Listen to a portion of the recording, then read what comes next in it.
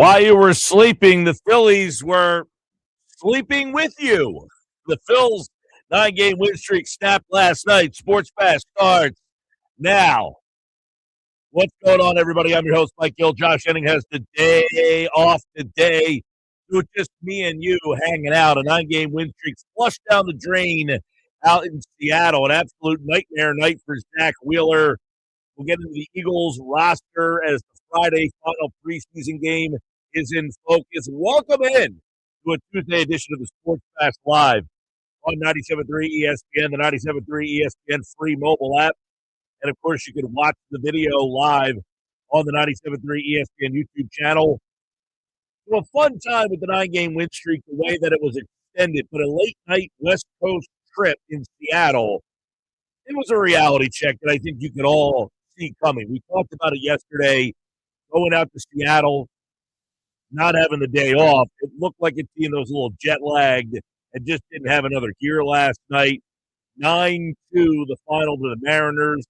But the main story isn't snapping the streak. It's really Zack Wheeler. 8 runs, 4 homers, walked 5, chased out of there in the 5th, and you can make a strong argument that they left him out there too long. Cal Raleigh had 3 homers. That dude hasn't done anything all year, and he basically carried them all by himself. So now we have the text board open for you guys out there today. Is it time to legitimately be a little worried about Zack Wheeler, or is this just your West Coast trip where everybody looked a little jet lagged? Because you look at Wheeler last night, you would say not good. But if you look at Wheeler through the last month of the season, it starts to paint a little bit of a different picture. And I wonder how many people out there are taking a look at Zack Wheeler with legitimate concern. Take a look at the numbers. Last night, 4 innings, 4 strikeouts, 9 hits, 8 runs, 5 walks, 4 homers. But Zack Wheeler, when he returned to this team, he gave them something that they didn't have. That top end of the rotation guy. They had Taijuan Walker. You had Andrew Painter struggling. You had Aaron Nola struggling. When Wheeler came back, it was the perfect time, and he had 15 starts, 3 innings. He only gave up 61 hits. He had 108 strikeouts. He had a 2.13 ERA, a 0.89 whip in those 15 starts. Since 7 games, 31 and a third, 36 hits. So he's given up a lot of hits. 25 runs in the last 7 starts. He only gave up 22 runs in the previous 15. 16 walks in 7 starts. 22 walks in the previous 93 innings. He only has 40 strikeouts. His ERA is 7.18, and the whip is 166. So there's a lot there. We can surmise many things about Wheeler, but one question has to be, is something up with him? Is something wrong with him? Has he lost a little command? Was last night just, hey, it was a West Coast, he got to be the guy, or sadly was the guy that got stuck starting the game when you had a home game on Sunday afternoon, had to fly to Seattle, and then play the very next day? Did he just not have it? Well, the last 7 starts would suggest he just hasn't had it. Now, you take last night's start out, the numbers probably aren't nearly as bad, because last night was the worst that you've seen Wheeler. I mean, they had to go get a mound visit in the first inning last night, and then as soon as Caleb Cotham left the mound, another ball left the yard. Seattle tags Wheeler last night with a 5-run first inning. It's back-to-back home runs in that game, in that inning. Julio Rodriguez, a 3-run bomb, and Cal Raleigh, who hasn't done anything all year. So this is a guy who struggled throughout the night. He finally gets pulled in the 6th after some guy named Cole Young takes him deep. Now, you don't like to sit here and say that you were legitimately concerned about Zack Wheeler, but I think it's time to at least open our eyes and say, is there something going on here? Nick is watching on YouTube. He says the Zack Wheeler collapse is punishment from God for his hubris in rejecting the pity All-Star nomination. Yeah, it's a good observation by you, Nick. Maybe Wheeler shouldn't have been so petty and just taken the opportunity. Although he seemingly needed the rest. And listen, a couple of years ago, how many people remember this? I was wondering about this today. A couple of years ago, the Phillies had to sit Wheeler down and give him like a month off. He had, I think it was 2023, was it? What year was that when the Phillies put him on the injured list? And it was, I think it was 2022 or 2023. And he had to sit out for about a month. You wonder if the Phillies could think about just kind of shutting him down or going to a six-man rotation. I know he didn't like the six-man rotation before, but it looks like a guy that could possibly use a little bit of a rest here. Remember, he didn't start the season. Then he comes, he pitches well, and you're like, hey, this guy's back. This guy had some pretty major surgery that nobody knew what to expect when he came back. And now you're looking at a guy who looks like he's crashing out a little bit. When you look at the game last night, he had no command, 5 walks from Zack Wheeler. 5 walks. Think about this. In 93 innings in the first half of the season, first 15 starts, he only had 22 walks. He's got 16 walks in his last 7 starts. We talked about Andrew Painter and some of the things that were bothering and contributing to his early season struggles. And a lot of it was command issues, walks. Same with Aaron Nola. What has been the problem with Aaron Nola? When Nola used to be a top of the rotation pitcher, one of the things that he was so good at was command, throwing strikes. Zack Wheeler has not been throwing strikes. Last night, he had 5 walks in the game, totally uncharacteristic.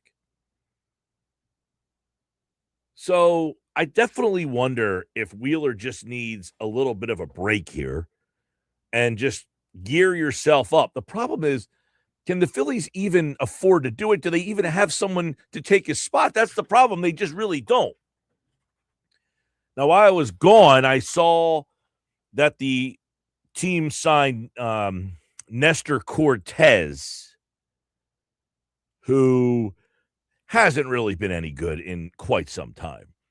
I know some people have wondered whether or not he can make a couple starts or go to a 6-man rotation or what kind of role he might have.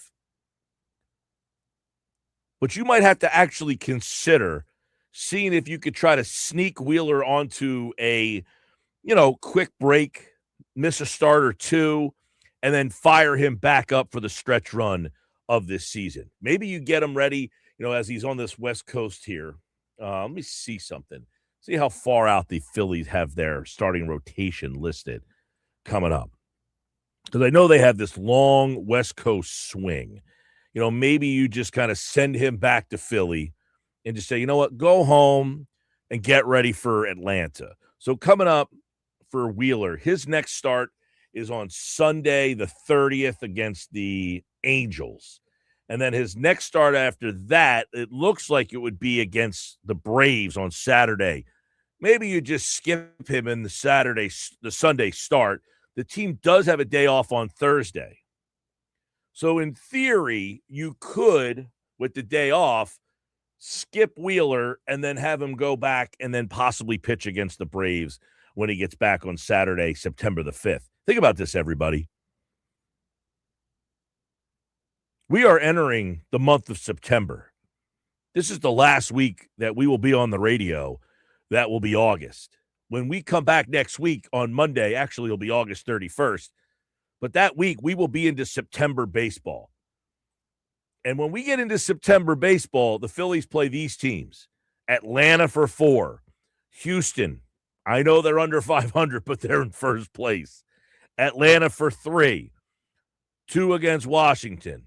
The Mets have since the trade deadline. 4 against the Metropolitans. 3 against the Brewers, and 3 against Tampa Bay. Schedule's brutal down the stretch here. Month of September, got a lot of games against playoff competitors. Tampa Bay, best team in the American League, not even close. They're 10 games up in the American League for best record for the number 1 seed over Chicago, the White Sox. The Astros are a half a game back in the West, so they are playing every single game with meaning. The only team down the stretch, you got Milwaukee. The only team down the stretch, you have the Mets who have not played or not playing playoff games or playoff level games, but Mets have been a lot better second half of the season here. So you got a lot of games in the second half that have a lot of meaning to them. Also in the game last night, you've got no offense, just nothing. You got a home run from JT Realmuto, and I'm not going to sit here and nitpick the offense, but what I will say is they scratch out one run in the top of the first on that Bohm little, I don't even know what that was, little squib kind of grounder to second base, a solo home from JT in the second, but after that, 5 hits total. And the only reason I bring this up is because one thing that stood out yesterday during Phillies Fastball, we talked about it with Oscar and Jeff, is that, hey, they had this 9-game win streak, but, they really hadn't faced a top-level playoff quality, top-of-the-rotation pitcher until last night. Now, is it all just coincidental that you're out on the West Coast, maybe a little jet lag? Or is it the fact that you're facing a guy that is pretty damn good, a playoff top-of-the-rotation type of starter? That's what you saw last night with Logan Gilbert. He's the Mariners' number 1 guy, and for a disappointing Mariners team, Gilbert has had a really good year. He gets his 11th win last night. His whip is 1.02. This is a guy who's a top-flight pitcher. Phillies have not seen a lot of top-flight pitchers during this 9-game win streak that just comes to a close. So I definitely would say the offensive flat line last night can be looked at and say, hey, that little 9-game win streak was cute, but once you faced a playoff quality top-of-the-rotation pitcher, all you could do was scratch out 2 runs. 609 403-0973, 609-403-0973. Jeff chimes in and says, let's give Wheeler a 15-day injured list vacation. Jeff, I might be on board with that just to kind of let him reset for September because they need him.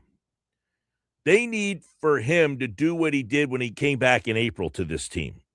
Give them a little bit of a jolt. Give him a little bit of a, something that this team has lacked.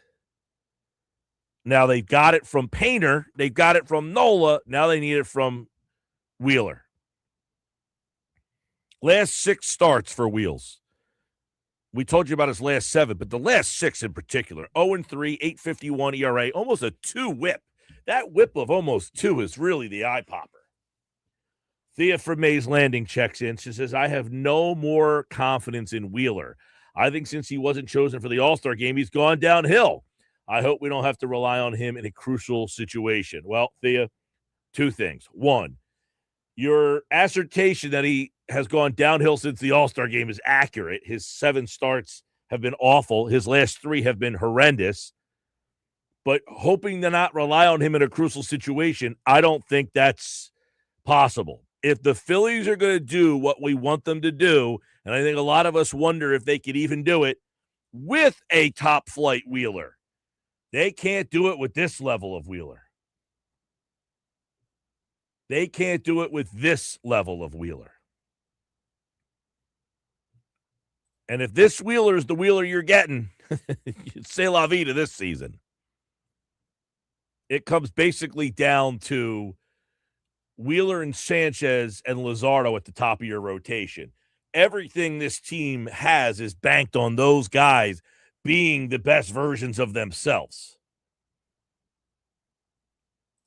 And right now, you're not getting the best version of Wheeler at all. Not close. What you're getting, though, look, if they could get this all to synchronize together, you've had a really good Nola. I mean, the Nola that you've gotten over the last, 4 starts, they've won, I think, all 4 or 3 of the 4 starts that Nola's pitched in his last 4 in the month of August.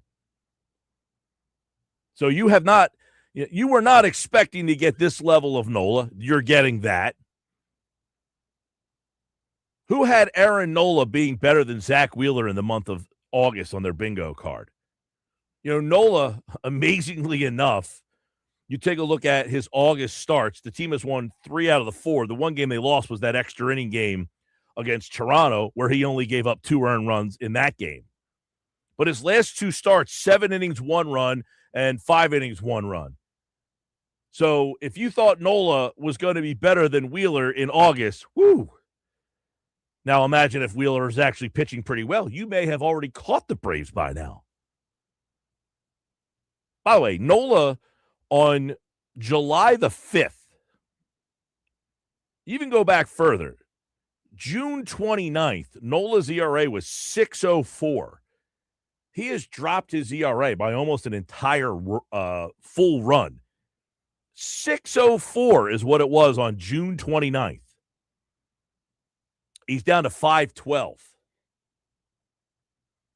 It's pretty unbelievable, actually. At this stage of the season, to have those guys, Bohm, who we talked about yesterday, Bohm's batting average has gone up 18 points since the day that I left for the World Series. 18 points. It's pretty unbelievable. 609-403-0973. You've got a bunch of different things moving forward here. All right, so this is what they have coming up. We kind of talked about the September schedule. But before they get to that, this is where you have to figure out, can I sit and miss Wheeler for just one start? I think you can, because you do have the off day on that Thursday. So I would utilize the off day on Thursday to kind of let Wheeler go back to Philly and hopefully just needs to get away, rest up. And that would give him, 1, 2, 3, 4, 5, 6, 7, 8, 9. He would be pitching 10 days from now. You give them that day off because they're off on Thursday. And by the way, don't forget Wednesday, we're live at Ventnor Social, Phillies Day Game Watch Party. It's a 4:10 first pitch, so we'll have a lot of that game on right during our show. It'll be Luzardo and Wu, his back for Seattle. He's been hurt. And Mariners are a weird team. This is a team that was a World Series, contender last year. And right now, you have an under 500 division. And even though they're not playing well and they're under 500, they're not even the team that's under 500 and the best team. I think the Rangers are at 500 right now. I think they're 66-66 when I looked at that last night. So you got a team that's 500 winning that division, and it's a team in the Mariners who was a game away from going to the World Series, and it's not even them. Can they get themselves together? Last night, it looked like their offense was finally getting back on track, albeit against Zack Wheeler. Unbelievable. 609-403-0973. Mike, I'm hoping to swing into Ventnor Social tomorrow. Yeah, stop out. We have a good time. That place is great, by the way. If you haven't been there, there's a great upstairs outside deck. And this time of the year, it's great to be outdoors. The indoor is awesome. If you just want to come in and take a look at the wall in there with all the cards and the Saquon Barkley kind of, sublimated into the wall, it's really cool. So we'll be there on Wednesday. That's tomorrow for the Phillies Day Game Watch Party shows. And we'll tell you what they got going on for Eagle season there as well. So stop out if you're looking for a place to watch the Phillies game tomorrow with us at Ventnor Social. All right, we're just getting started today.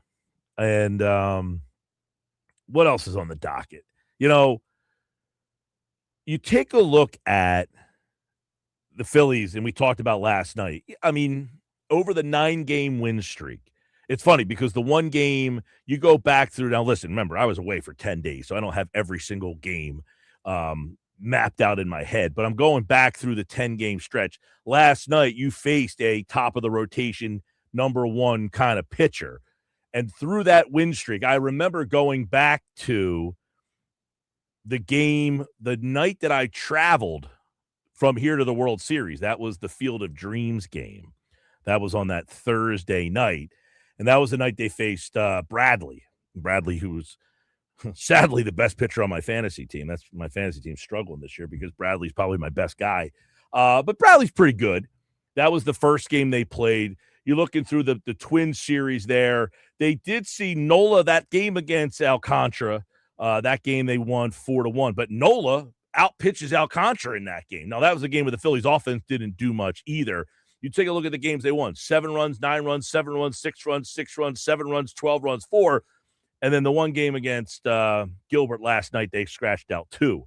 But other than those guys, they really haven't seen until last night. You saw Gilbert last night, West Coast. So is it based on, hey, you know what? They went out west and it was kind of a tough spot for them?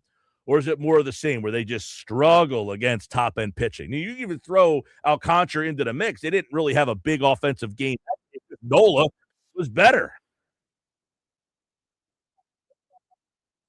Frank's Phillies mailbag tonight at 5 o'clock. Frank will be back on the show at 5. Last time I talked to Frank was a while ago. It's been a while since I talked to Frank. Phillies fastball 3:30 today. We got Nuggets are back today. Caplan for football at 4. Some Eagles and Phillies will weave them in and out. You guys out there, big part of the show today. Get on board 609 403 0973. 609 403 0973. If you're watching on YouTube, let us know your thoughts on Zack Wheeler. Any concern there? What would you do with Zack Wheeler? Also, don't forget the Eagles are back Friday night.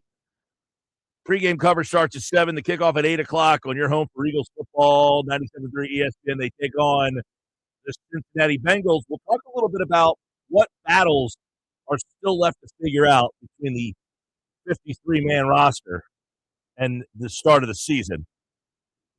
We're just getting started on the Sports Bash. Hey, let me tell you about my guy Rocco and the team over at Key Acura of Atlantic City. They built a loyal fan base and repeat customers by doing things the right way year after year. Acura, they deliver the kind of performance, precision, and dependability you can count on, and the team at Key Acura backs it up with outstanding customer service. So go see for yourself. Key Acura Atlantic City, the small but friendly dealer. Tilt Road, EHC. Online at Key Acura of AtlanticCity.com. At Mike Gill Show, we're just getting started. We got you till 6 tonight here on the Bash.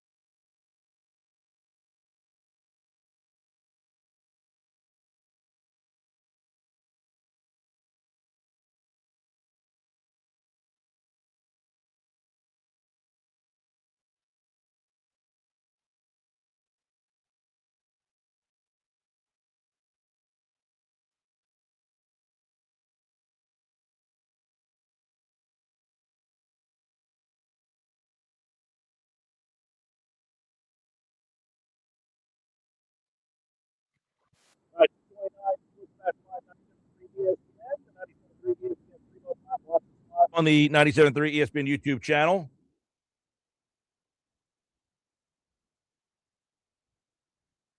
Glenn from Absecon, Texas, 609-403-0973.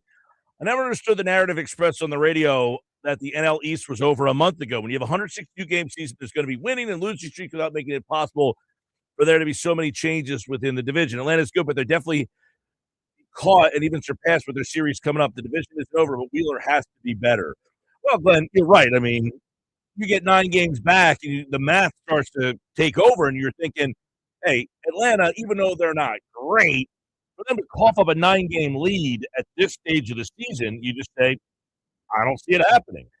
So I don't think it's crazy to assume that you know what has to happen for a 9-game lead to evaporate? Like, one team has to be really bad, and then the other team has to win 9 in a row. Like, you get a 9-game winning streak. That doesn't happen very often. You know, the fact that the Phillies hadn't won, 10 straight games, you go back to what we say yesterday, the last time they won 10 straight games. Like, even if the Phillies won 6 out of 10, you're not making up that much ground in the. So you need a 9-game win streak at this stage of the season to make up the kind of ground that they made up, and they still are 3.5 games back. So I don't think it's crazy to say, okay, the division seemingly is out of reach when you're in mid-August and you're 9 games out of first place. Now, did I think the Phillies were going to win 9 straight games? Of course not. And I also didn't think the Braves would start to slip at the same exact time that the Phillies started to play their best baseball. Like, those two things have to coincide. And for that to coincide, that's how you make up that kind of ground. It's one of the more unforeseeable things that you're going to put out there, though. The Phillies are going to win 9 in a row at the same time that the Braves are going to start to slide.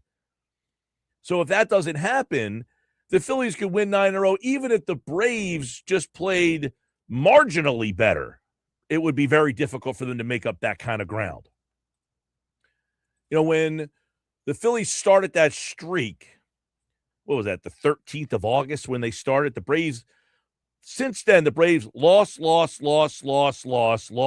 They have lost 7 games while you've won 9. So you make up all that ground, 7 games. I mean, that is not normal. So, Glenn, I understand your point. There's a 162-game season. There's winning streaks. There's losing streaks. But it also has to coincide. Your winning streak has to coincide with their losing streak. Sometimes, like, you might lose 3 out of 4 at the same time that they're losing 3 out of 4, and you don't gain any ground. It just was very fortuitous that the Phillies' 9-game streak happened when the Braves lost 7 out of 9.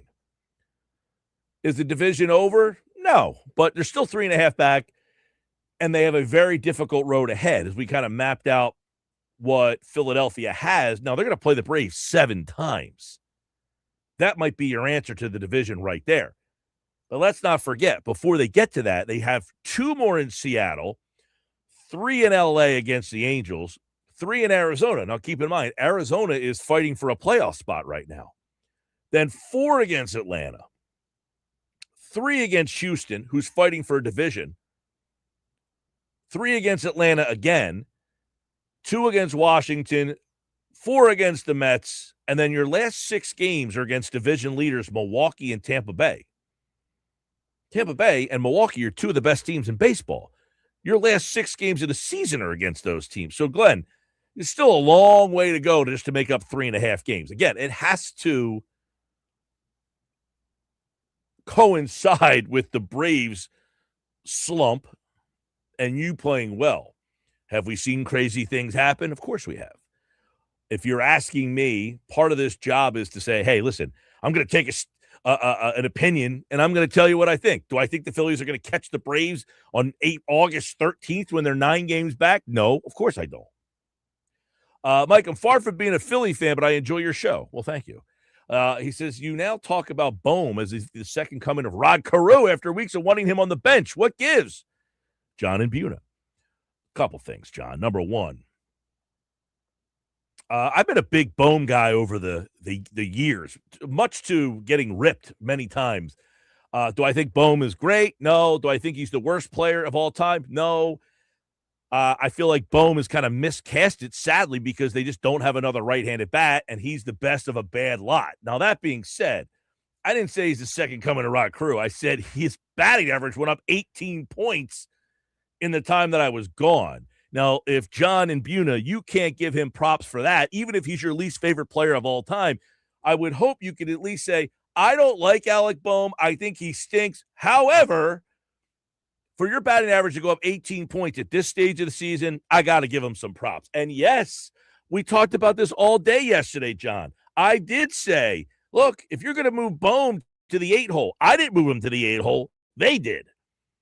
And if you're going to move Bohm to the 8-hole, one of my things was, hey, just get him out of there because you're a better defensive team without Bohm. Now, Harper makes a great throw from right field last night, but I don't think anybody's going to sit here and say Bryce Harper's a better right fielder than Brian De La Cruz or Derek Hill. So my point was just play better defense in the outfield, better defense at first base.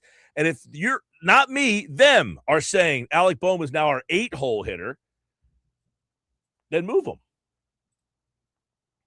That's it. Just move him out of the lineup. Now, that being said, they stuck with him, and they moved him up the lineup. They didn't keep him at 8. They moved him back. And from the time I left is what I was talking about yesterday, John, was the time I left, he was hitting 230. And I don't know what he's hitting after last night. Let me find out real quick. He was hitting 248 yesterday, so he was up 18 points in the 10 days I was gone. You know how hard it is to go 18 points up at this stage of the season? I mean, that's incredible. Bohm, after last night, he did have a hit last night, so he's 240. Actually, no, he did not have a hit last night, so he's down to 246. He's still up 16 points since August 13th. That's just ridiculous at this stage of the season. Appreciate the text, though, John. He is not Rod Carew.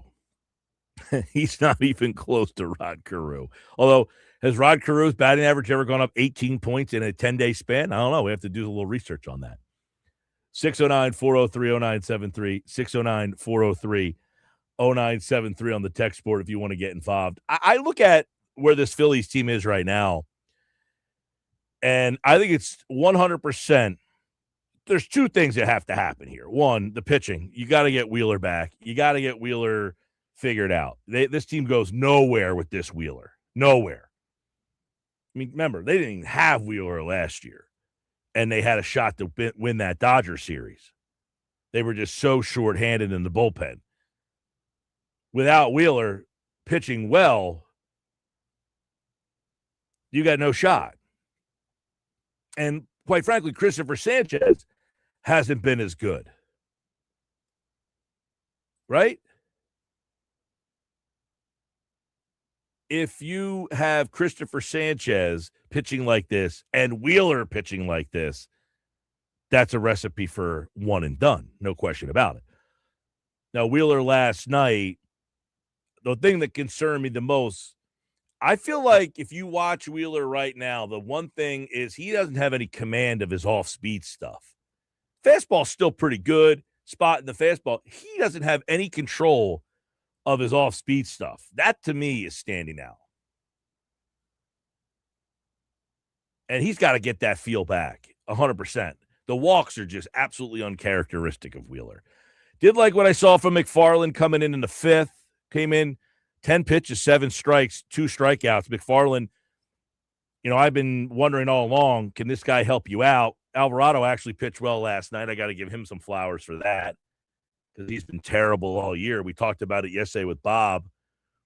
At some point, you just have to give up on the Alvarado in high leverage situations. You just say, look, he just doesn't have it anymore. The Phillies keep trying to say, it's almost like the Phillies know if we are actually going to do anything, it's because Alvarado is going to help us. And if he's not good enough, we're not good enough. You have like that kind of mentality. That happens a lot. It's like, hey, we know he's not pitching well, but look, in reality, he's the best option we have. So it's either him or we're not winning anyway. It almost feels like that's the way they're looking at things right now. But their bullpen, again, I'm really interested to see what McFarland can do between now and the end of the year. I'm also really interested to see if the Phillies will utilize Andrew Painter in a bullpen role come playoff time. That's one thing I'm kind of intrigued by. Will they use Painter as like an 8th inning guy, 7th inning guy? Even last year. Think about last year. In the game that really they go to David Robertson in the 6th inning. In this situation, instead of David Robertson, could possibly you go to Painter in that spot? Because you remember one of the big problems was they brought David Robertson back into the next inning. So could that this time, instead of being a David Robertson, could that be an Andrew Painter who could pitch multiple innings, who's used to that? I'm very intrigued to see if that's something that they could possibly do. 609-403-0973. If you are watching on the 97.3 ESPN YouTube channel, Nick is watching. He says, hindsight 2020, but should the Phillies have been unorthodox last season and tried to keep Ranger? The rotation's been up and down all year. He could have held it together. You know, the Ranger question, I think, Nick, is a fair one. Hindsight. I've opined this. You have Brian De La Cruz. You had Derek Hill. Now, you traded for Derek Hill early in the season. You didn't know you were getting him. But could you have tried, instead of signing $10 million for Adolis Garcia, coupled with the $11 million that you gave to Brad Keller, that's $21 million of money. Could you have used that $21 million on Ranger? Put that towards Ranger. Go with a guy like Brian De La Cruz in right field instead of Adolis Garcia. Like, the thing that bites you is you really thought Adolis Garcia was going to come here and be an impactful bat for you? Is that what you were telling me? Why not just go with a guy like Brian De La Cruz? He's just a veteran guy, just like Garcia is. Now, Garcia has a better track record.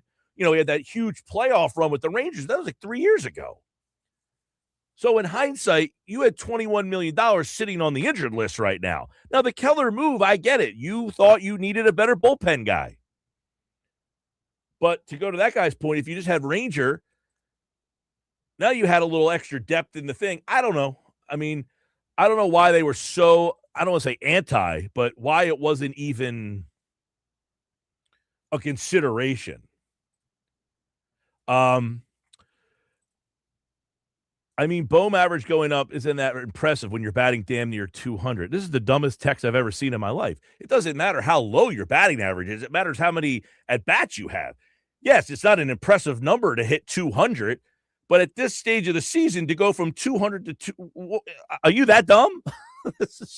I'm not saying it's impressive that he's at 248. What I'm saying is the fact that he went 18 points up at this stage of the year. If you went from 300 to 318, it's equally as impressive from 200 to 218, dummy. It's the amount of at-bats that he's at, not where his batting average is. Jeez. We started to hit it a little early today, right? I mean, jeez. Holy mackerel. By the way, we've got tonight's pitching matchup. I definitely, you got Nola tonight going for the Phils. And we'll see if Nola can keep it going. And interesting pitching matchup, Nola and Kirby. Kirby, another guy who, big strikeout kind of guy. I like Kirby. It hasn't been as good as, the whole Mariners situation has just been a disaster for them. I'm still baffled by that last text message was, yeah. Yeah, Kirby, though, another guy who's been disappointing for the Mariners. Their whole situation has been very disappointing for them. Gilbert's been very good, but Kirby hasn't lived up to his expectations. He's been very disappointing this year because he was the guy that really helped them. You take a look at Kirby, he was kind of, one of their top pitching prospects, big strikeout, low whip guy his first couple of years, but he has really struggled this year. But we'll see if the Phillies can get to him tonight. against Nola. The bigger story is Nola, obviously. Can he keep going and pitch well at this stage of the season for the Phillies? 609 403 0973. 609 403 0973.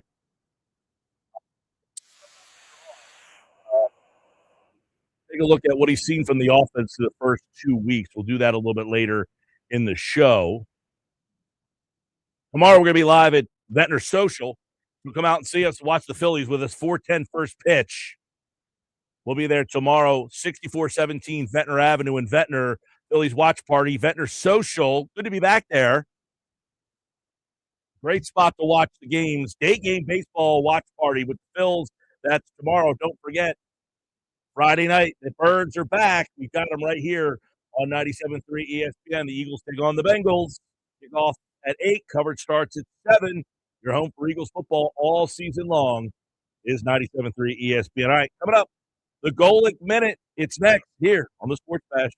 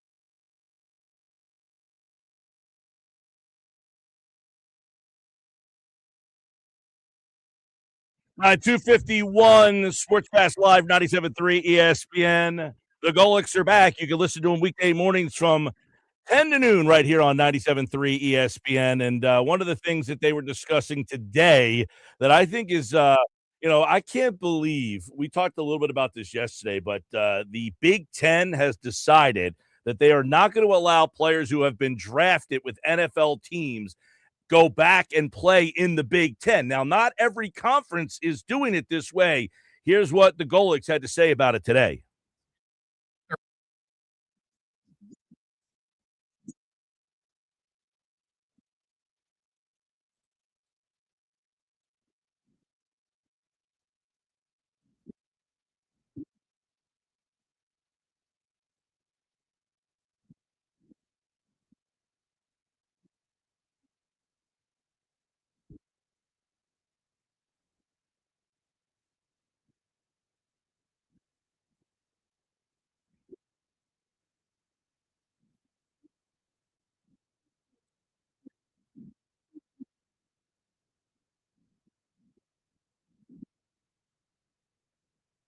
That is the Golics this morning right here on 97.3 ESPN.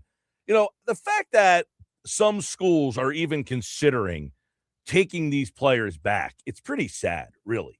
You got kids in high school trying to work their tails off to make it there, and you're saying, hey, we have a scholarship for you. And then this guy happens to get cut from the Browns or not going to make the Browns. So now he's going to take your spot.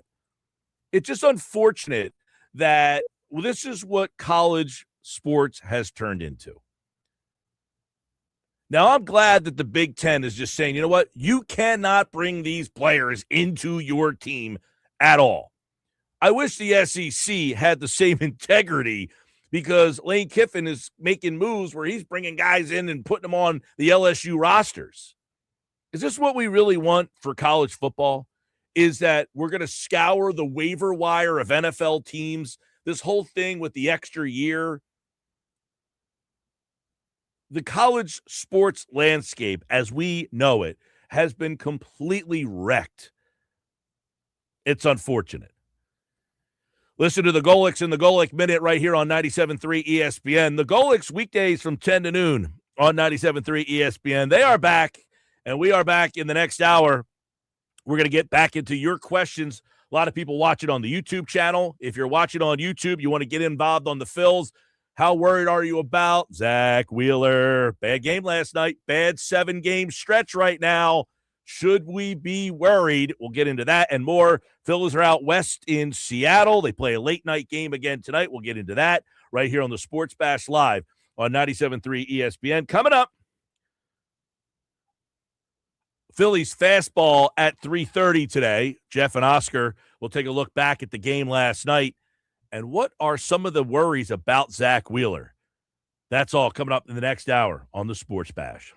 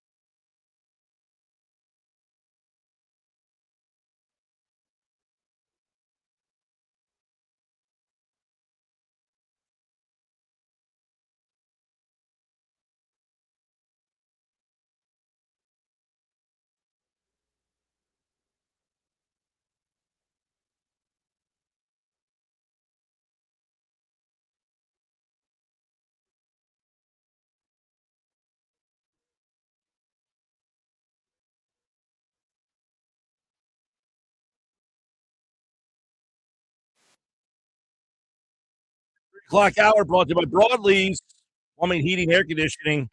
Broadleys.net, 609 390 3907. Eagles football is back. Last preseason game Friday night. And a lot of storylines for back end of the rotation, or I should say roster. Back into the roster. We'll take a look at some of the places on the roster that are still up for grabs. This hour, Phillies Fastball, Jeff and Oscar at 3:30. Adam Caplan football at 4. What you've seen from the offense through 2. It's hard to really get a gauge on anything because none of the guys playing are really going to play in regular season games. What takeaways do we take from what we've seen in the offense for the first 2 games? We talked to Adam Caplan football at 4 today. Where things stand currently for the Eagles offense in terms of the number 2 quarterback spot? There's 2 ways to look at this. One, I talked about this with Mosher yesterday. Interested to see what people out there. What are the Eagles looking for in the backup quarterback spot? Do they want Andy Dalton, a guy who knows the offense and can kind of be a sounding board for Jalen Hurts? We want Tanner McKee, who potentially could be a better player than Dalton, I guess. I mean, he's been better in the preseason. That's not debatable. Dalton's been terrible. But do they want Dalton to kind of be almost like another coach for Hurts to help him through this offense? I think that would be the only scenario right now that Andy Dalton would beat out Tanner McKee. The only other scenario would be if you can make a trade for Tanner McKee and get more value back in return. I think number 2 spot certainly up for grabs. That's where we are there. How many running backs does this team keep? Obviously, Saquon. We talked yesterday with Casey Joyner about Saquon Barkley and, why he could have a big year this year in this offense with this offensive line and this system. But what about the guys behind him? How many guys stay here? Does Shipley make the team? Does Tank Bigsby get more of a role this year? Does Shipley have a role? You got Steele now, who had a big game the other night, catching the football. What do you have, 6 catches for like 80 yards the other night? Can't keep 4 running backs, though, can you? That was Saquon Barkley on the team. They really have no role for all these guys. Lemon, he was back at practice. No, the Eagles are practicing tonight. Nick Sirianni is supposed to talk at 5:45, so I don't know that we'll have time to fit that in. But getting Lemon back on the practice field, I don't know. Do they want him to even play in a preseason game on Friday night just to get a little run to see the speed of the game? I don't know what to do there. I don't anticipate him playing. But you got Lemon back on the practice field. We talked to Casey Joyner yesterday about the role of tight end in this offense. How many of those guys? Because Eli Stowers, from what I understand, has not impressed, overly impressed at all.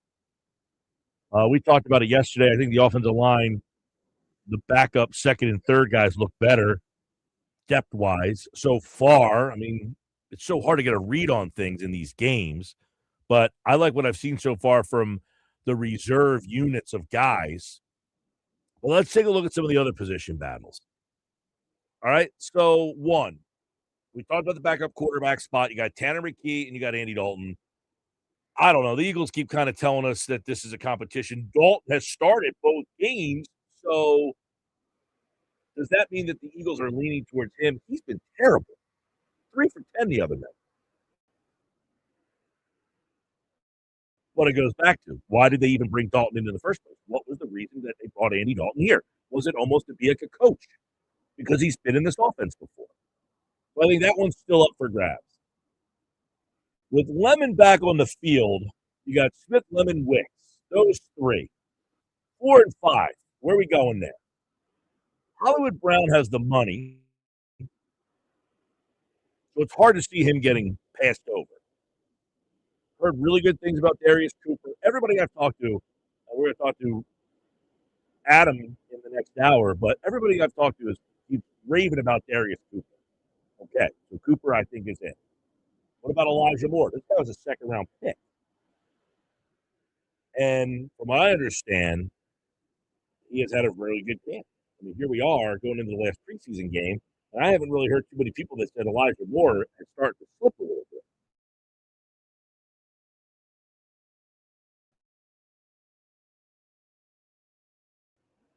But you got Cooper, who's been making $5 million. Tough spot for the Eagles. They got rid of Johnny Wilson, by the way, over the weekend, I guess. So I think it's Brown, Cooper, Moore for 2 spots, probably. Smith, Wicks, Lemon. Now, if Lemon wasn't ready to start the season and you had to put him on, PUP and he missed the first couple of weeks, like that 4 weeks, maybe you just say, all right, let's just let him rest this hamstring situation, sit him out the first 4, Brown, Cooper, Moore, start the season. But the fact that Lemon's back on the field is an encouraging sign. I don't know what they do with him this Friday night. A lot of offensive line questions. We saw a bunch of guys. Markel Bell, I think, has been very impressive as a backup right tackle. You've got Fred Johnson, who would be your backup left tackle. You got Lampkin and Kendall. Both played well in the interior. I thought Lampkin really shined the other night. Jake Majors, interesting guy. Cam Williams was a draft choice. So you got those guys. Michael Morris is another name that we've heard good things about. I don't know. I think that the good part is that you got legitimate guys that you're like, hey, I think this guy can play. I will caution with this. Last year, they signed all these guys. They had some veteran players here. Matt Pryor was a guy they signed. And you said, wow, they went out and got Matt Pryor, a guy who had started in this league, and some others. And none of them worked out. They had to go. I think it was actually, correct me if I'm wrong, I think it was actually on this day last year, the Eagles went and traded for Fred Johnson. They realized we need help. So on this day, we do it every day at 5:45. On this day, do you remember Howie Roseman traded for Fred Johnson? I think. I got to go back and double check that. But I think it was August 25th. So I think the depth of the offensive line is better right now than it was last year. They told us last year we needed help. They went out and got Fred Johnson. And this year, I think you take a look at 9 guys probably locked into spots. There's probably, I think you got your backup tackles. You got the 5 starters, your 2 tackles, that's 7. I would imagine Kendall and Lampkin are 8 and 9, and then who would be the last guy? That's how I see it anyway. Could be Jake Majors, could be Michael Morris, Cam Williams, who made was draft choices we talked about last year. Might be another guy that or 2 maybe that I'm missing, but I think you got some good battles on Friday night in that spot. Now, watching interior offensive line play on Friday night, I don't know if that's your idea of a good time, but hey, I digress. Yesterday with Mosher, we talked a little bit about Bernard and Wiru, the 2 guys of the international players. I don't know what they do with those 2 because you got 2 of them now. The international pathway guys. I can't imagine that specifically Bernard, and I would be surprised if either one of them were on the game day roster. But you can only keep, I believe, 1 spot for the international pathway program. You can try to sneak one through somehow, some way. I think if you got rid of either one of the guys, someone would try to scoop them up. So it'll be really interesting to see what Howie Roseman does with both of these 2 guys. You drafted Bernard in the 7th round. I can't imagine he's on the 53, but I think those 2 guys in particular are very interesting in this last game here. It's almost now, it's like, do you want them to play well and flash? But if you protect one over the other, is the other one gone? If the Eagles try to waive one or the other, I would imagine one of them gets picked up just because, these guys now, number one, the Eagles have this history with Mailata. Now they've done it again. And it's like, wow, can we be the team that finds that guy? They drafted him. They released him. Let us get him. So I don't know how Howie Roseman is going to play that. So let's keep an eye on that one for Friday night. What else we got? Corner, I guess. I think the injuries at corner make this a little bit more cloudy with Jonathan Jones. If he's not ready to go, you've got Ringo still around. You've got Mac McWilliams, the guy who got drafted last year. And I don't know. I think the Eagles the other day had JT Gray, who's a kind of a special teams guy, but he's a safety, and they released him. I thought maybe that was an indication that Ringo's going to make the team here. That was just my initial thought on that. Because the safety spot, you got this last preseason game. Now, if you listen to Football at 4, you got guys like Andrew and Adam and Jeff mentioned in this Maximus Pulley. I would imagine Friday night's big for him. Wisniewski, Andre Sam is a guy that I know DeCecco has talked a lot about during Football at 4 over the last 2 years. But I would think Friday night means something. And you might say it's the number 4 safety spot. Who cares? You get one injury somewhere. Could be corner. It could be safety. And that could change the whole dynamics for Cooper DeJean. So I think that safety spot is definitely a Friday night thing to kind of keep an eye on. Other than that, you take a look at the final 53. I think the quarter, the receiver, you keep the extra running back. What happens with the tight ends? How many of those guys do you keep? We talked a lot about the puzzle pieces yesterday with Mosher during the show, and he's right.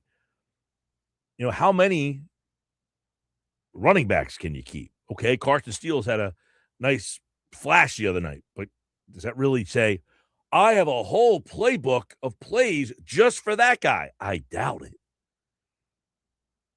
I don't even know how you have enough touches to get Tank Bigsby into the playbook.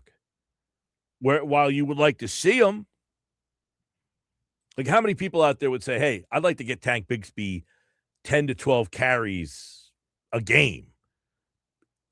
10 to 12 sounds like a lot. Maybe 5 to 7.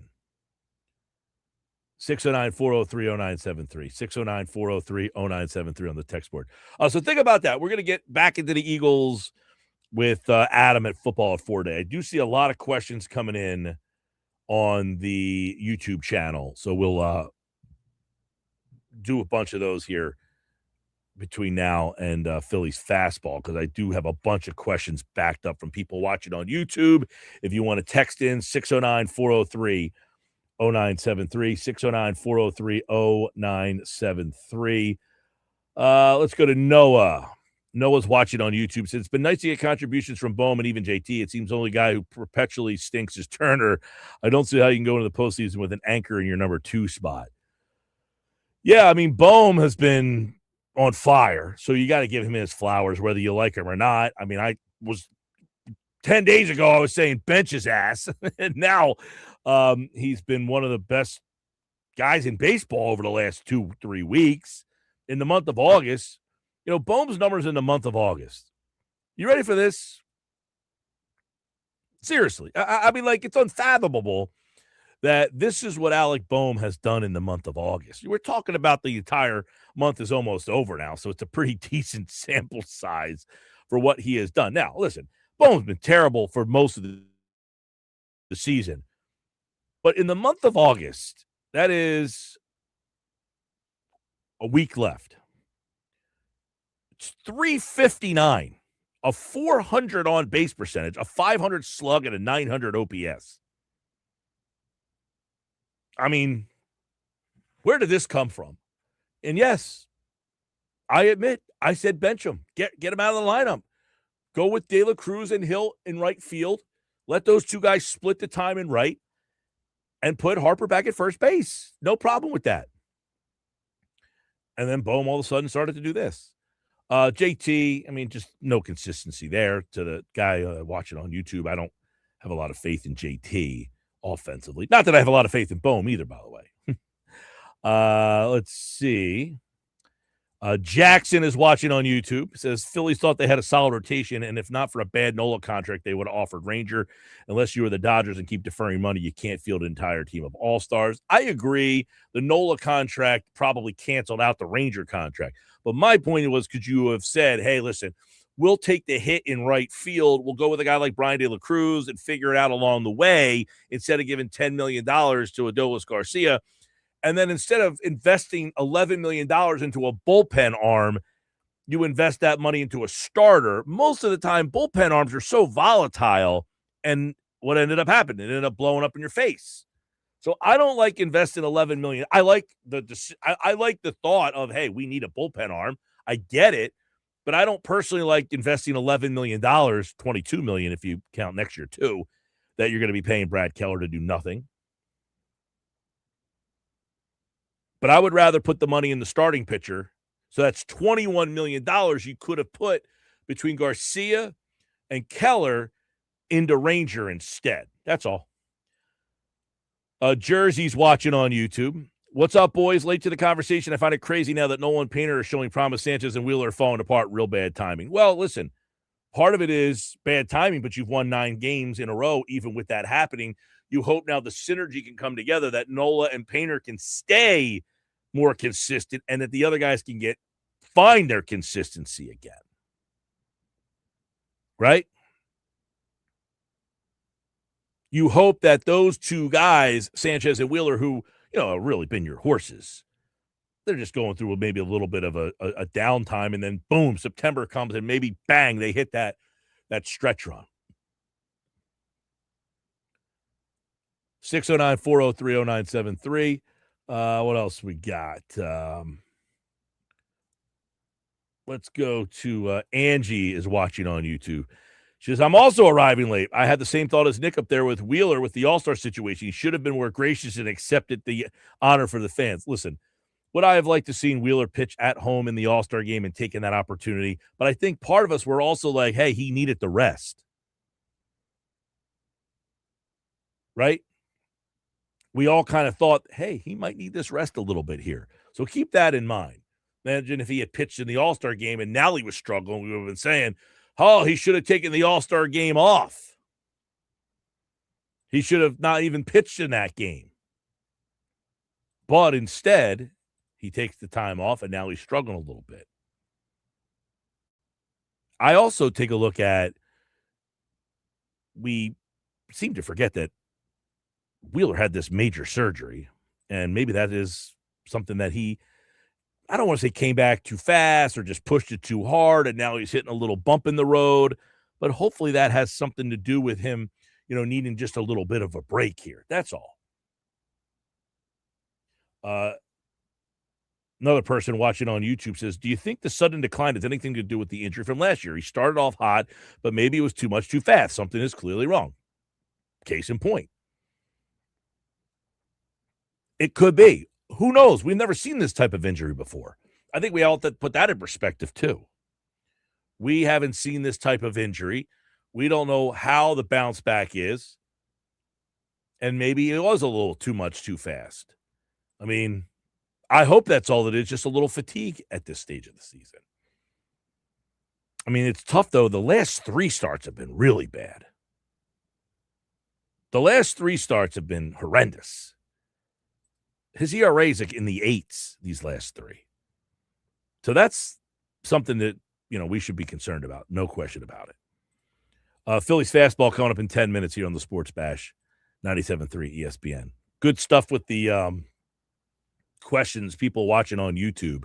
Don't forget, you can watch the show every day on the YouTube channel. Go to youtube.com and just put in the search bar 973 ESPN. You can watch the show on your phone, your laptop, your devices, and be a part of the show that way as well. And those of you, of course, our favorites are the radio listeners of 97.3 ESPN.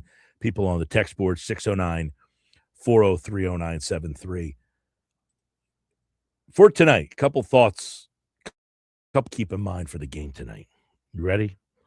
I was looking at this earlier today. A couple look aheads for the game tonight. Aaron Nola, by the way, starts for the Phillies. All right. So you got Nola and Kirby. By the way, the Phillies are it's about equal. It's about there's really no favorite in the game. But the loss for the Phillies snaps a 9-game win streak, 16-6 in August, best record in baseball. Kyle Schwarber, 39 home runs. He would tie Ryan Howard for the most 40 home run seasons by a Philly player if he hits a home run tonight. So keep that in mind when you're watching Schwarber tonight. And Bryce Harper reached base safely now in 27 consecutive games. It's the longest streak in Major League Baseball, and it's his career long from 2017 during that season with the Nationals. So could Bryce Harper get a consecutive game streak up to 28 games with tonight? Those are some of the things that you're watching in that game tonight. Phillies over under 7.5 tonight in the game. Think about that. Over under 7.5 with Aaron Nola pitching. Who would have thunk? I can't believe that the 4 starts Nola has made in August, 3 of them have been really, really good. And we're actually looking at Nola a lot differently all of a sudden, which is a good thing. And now we're looking at Wheeler differently, which is not a good thing. 3 ESPN. Hey, who's got plans tomorrow? Stop out to Ventnor Social. We'll be there to watch the Phillies day game watch party at Ventnor Social, 2 to 6. Phillies first pitch is 4:10, and you can watch it with us on the Sports Bass Live. We've got so much happening between now and then, of course, the start of the football season. And we're going to be on the road every Monday at Ocean Casino Resort. But we got a new home for Thursdays. We're going to tell you more about that later on as well. Where will we be every Thursday this year? We'll tell you. But before I do that, I want to tell you about my guys over at Chachi's 13th floor at Rafici's. Every day we do the lineup. Now, the Phillies lineup will not be out by the time. But when the Phillies lineup comes out, think about booking your fantasy football league draft at Chachi's 13th floor above Villa Rafici's in Absecon. Here's the deal. $20 per person. So everybody in your league, you got a 10-person league, 12-person league, they each pay $20. That includes food and beer, and you get the whole room upstairs all to yourself. It's a private little room above Rafici's. Got a bar, televisions, high top, awesome spot for this year's draft party. So book it now. Chachi's 13th floor above Villa Rafici's now open. And listen for your chance to score a $100 gift card during Phillies games. And every Friday we ask you to text in for a $25 gift card. We'll do that on this Friday's show here on the Sports Fast Live on 97.3 ESPN. All right, when we come back, it is today's Phillies Fastball.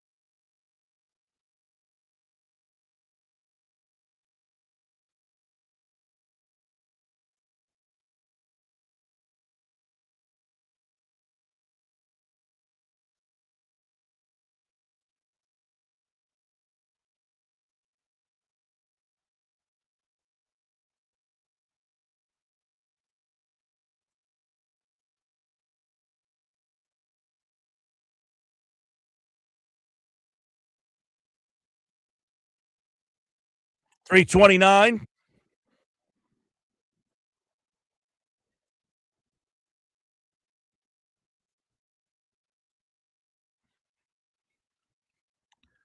On the Sports Pass, we've got Phillies Fastball. Jeff and Oscar are back.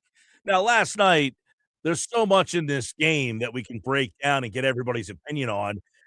We talked about it yesterday. It's unfortunate you have a day game, then you have to travel across the country. You usually have that off day there. They didn't get that last night. So, are we looking at that game last night of, hey, a little jet lag, scheduled loss, or is there more concern about what we saw from Zack Wheeler now? Third straight start. His ERA is up over 8 in his last 3 starts.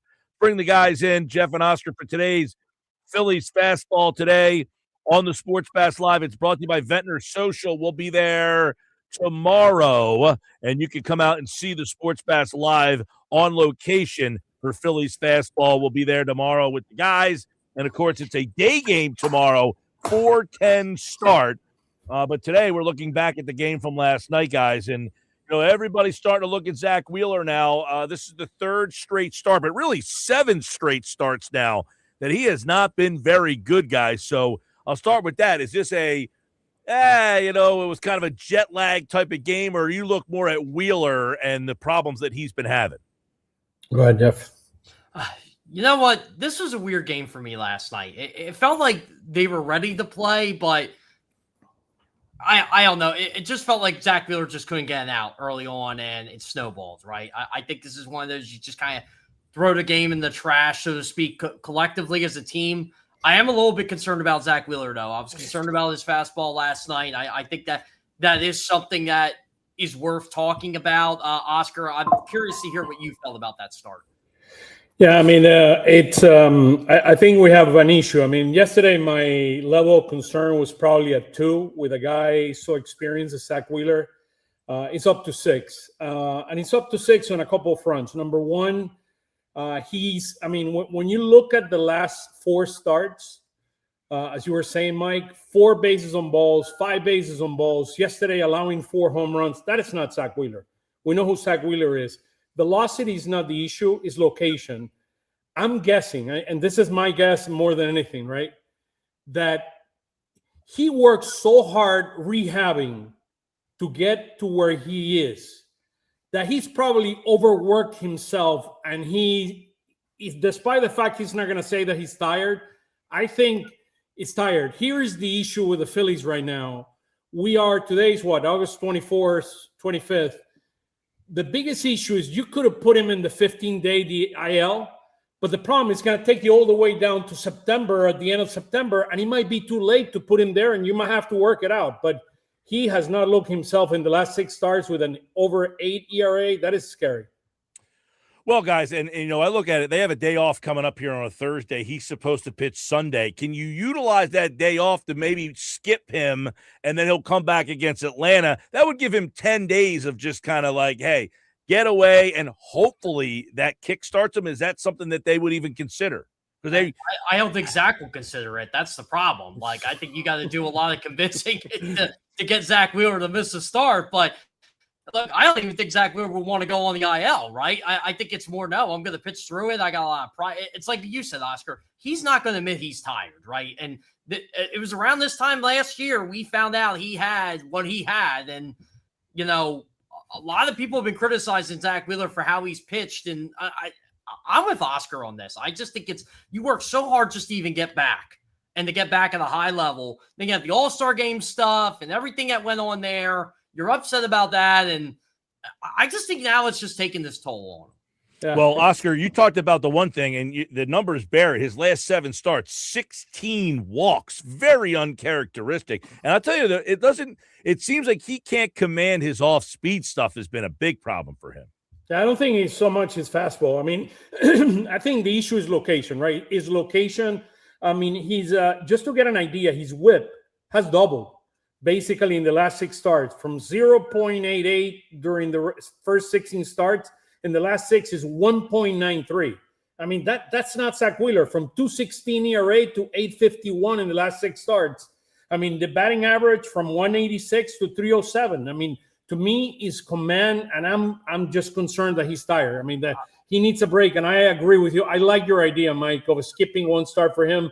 I think it's a Dave Dombrowski with him one-on-one talking about it, and it's for the good of the team, in my opinion.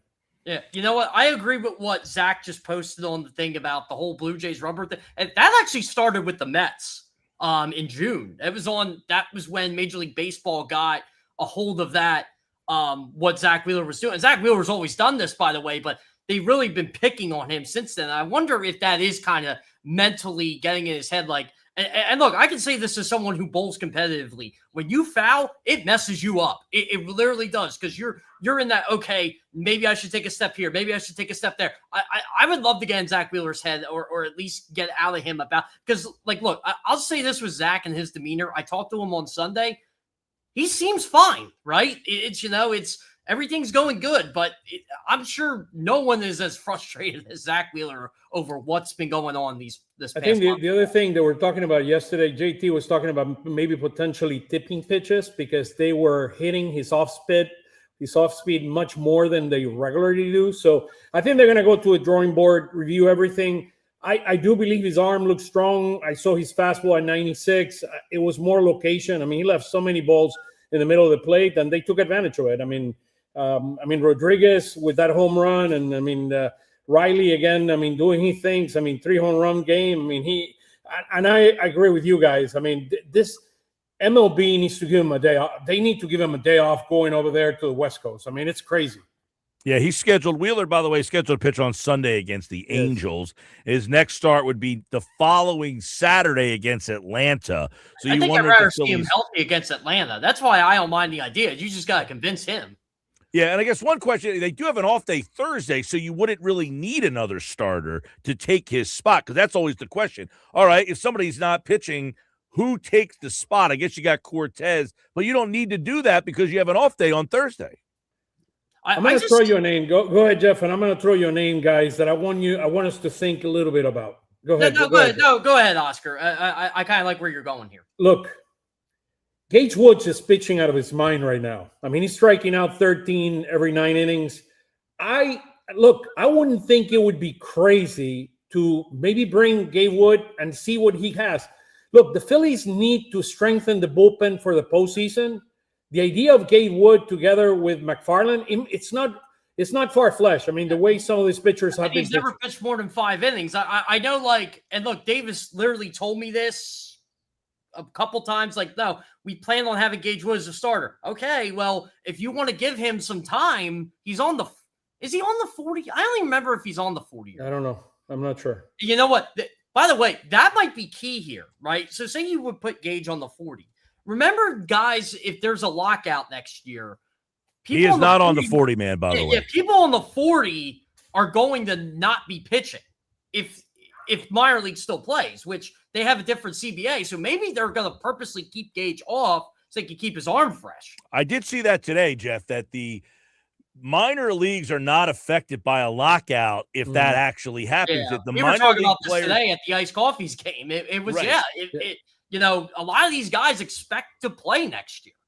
I'm just worried about the window, guys, and I do believe that Gage Wood is probably, just like McFarland is showing his stuff, I do believe Gage Wood has the ability to maybe help this team down the stretch. I'm seeing Boland not as sharp as he was before, and I'm not saying he will replace Boland, but I'm just saying maybe he could be a guy that could show something and could help this team down the stretch. And what McFarland looked good last night. That's actually when I turned the game off after McFarland pitched. And you're throwing 100.9, 100.2, and you're getting guys out like this.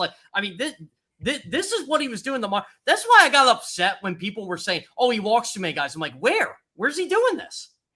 Not even the Phillies are saying this. Well, I was going to say one thing that, you were wondering about, and I was going to ask this question, Jeff, is his command coming up to the big league level. Sometimes that's the big difference between AAA, minor leagues, and then the next level is, are you getting the same calls in command here? And so far, it appears that his command has been pretty sharp. his demeanor is really good, right? He told me the other day, like, he was kind of relieved to go down the trail.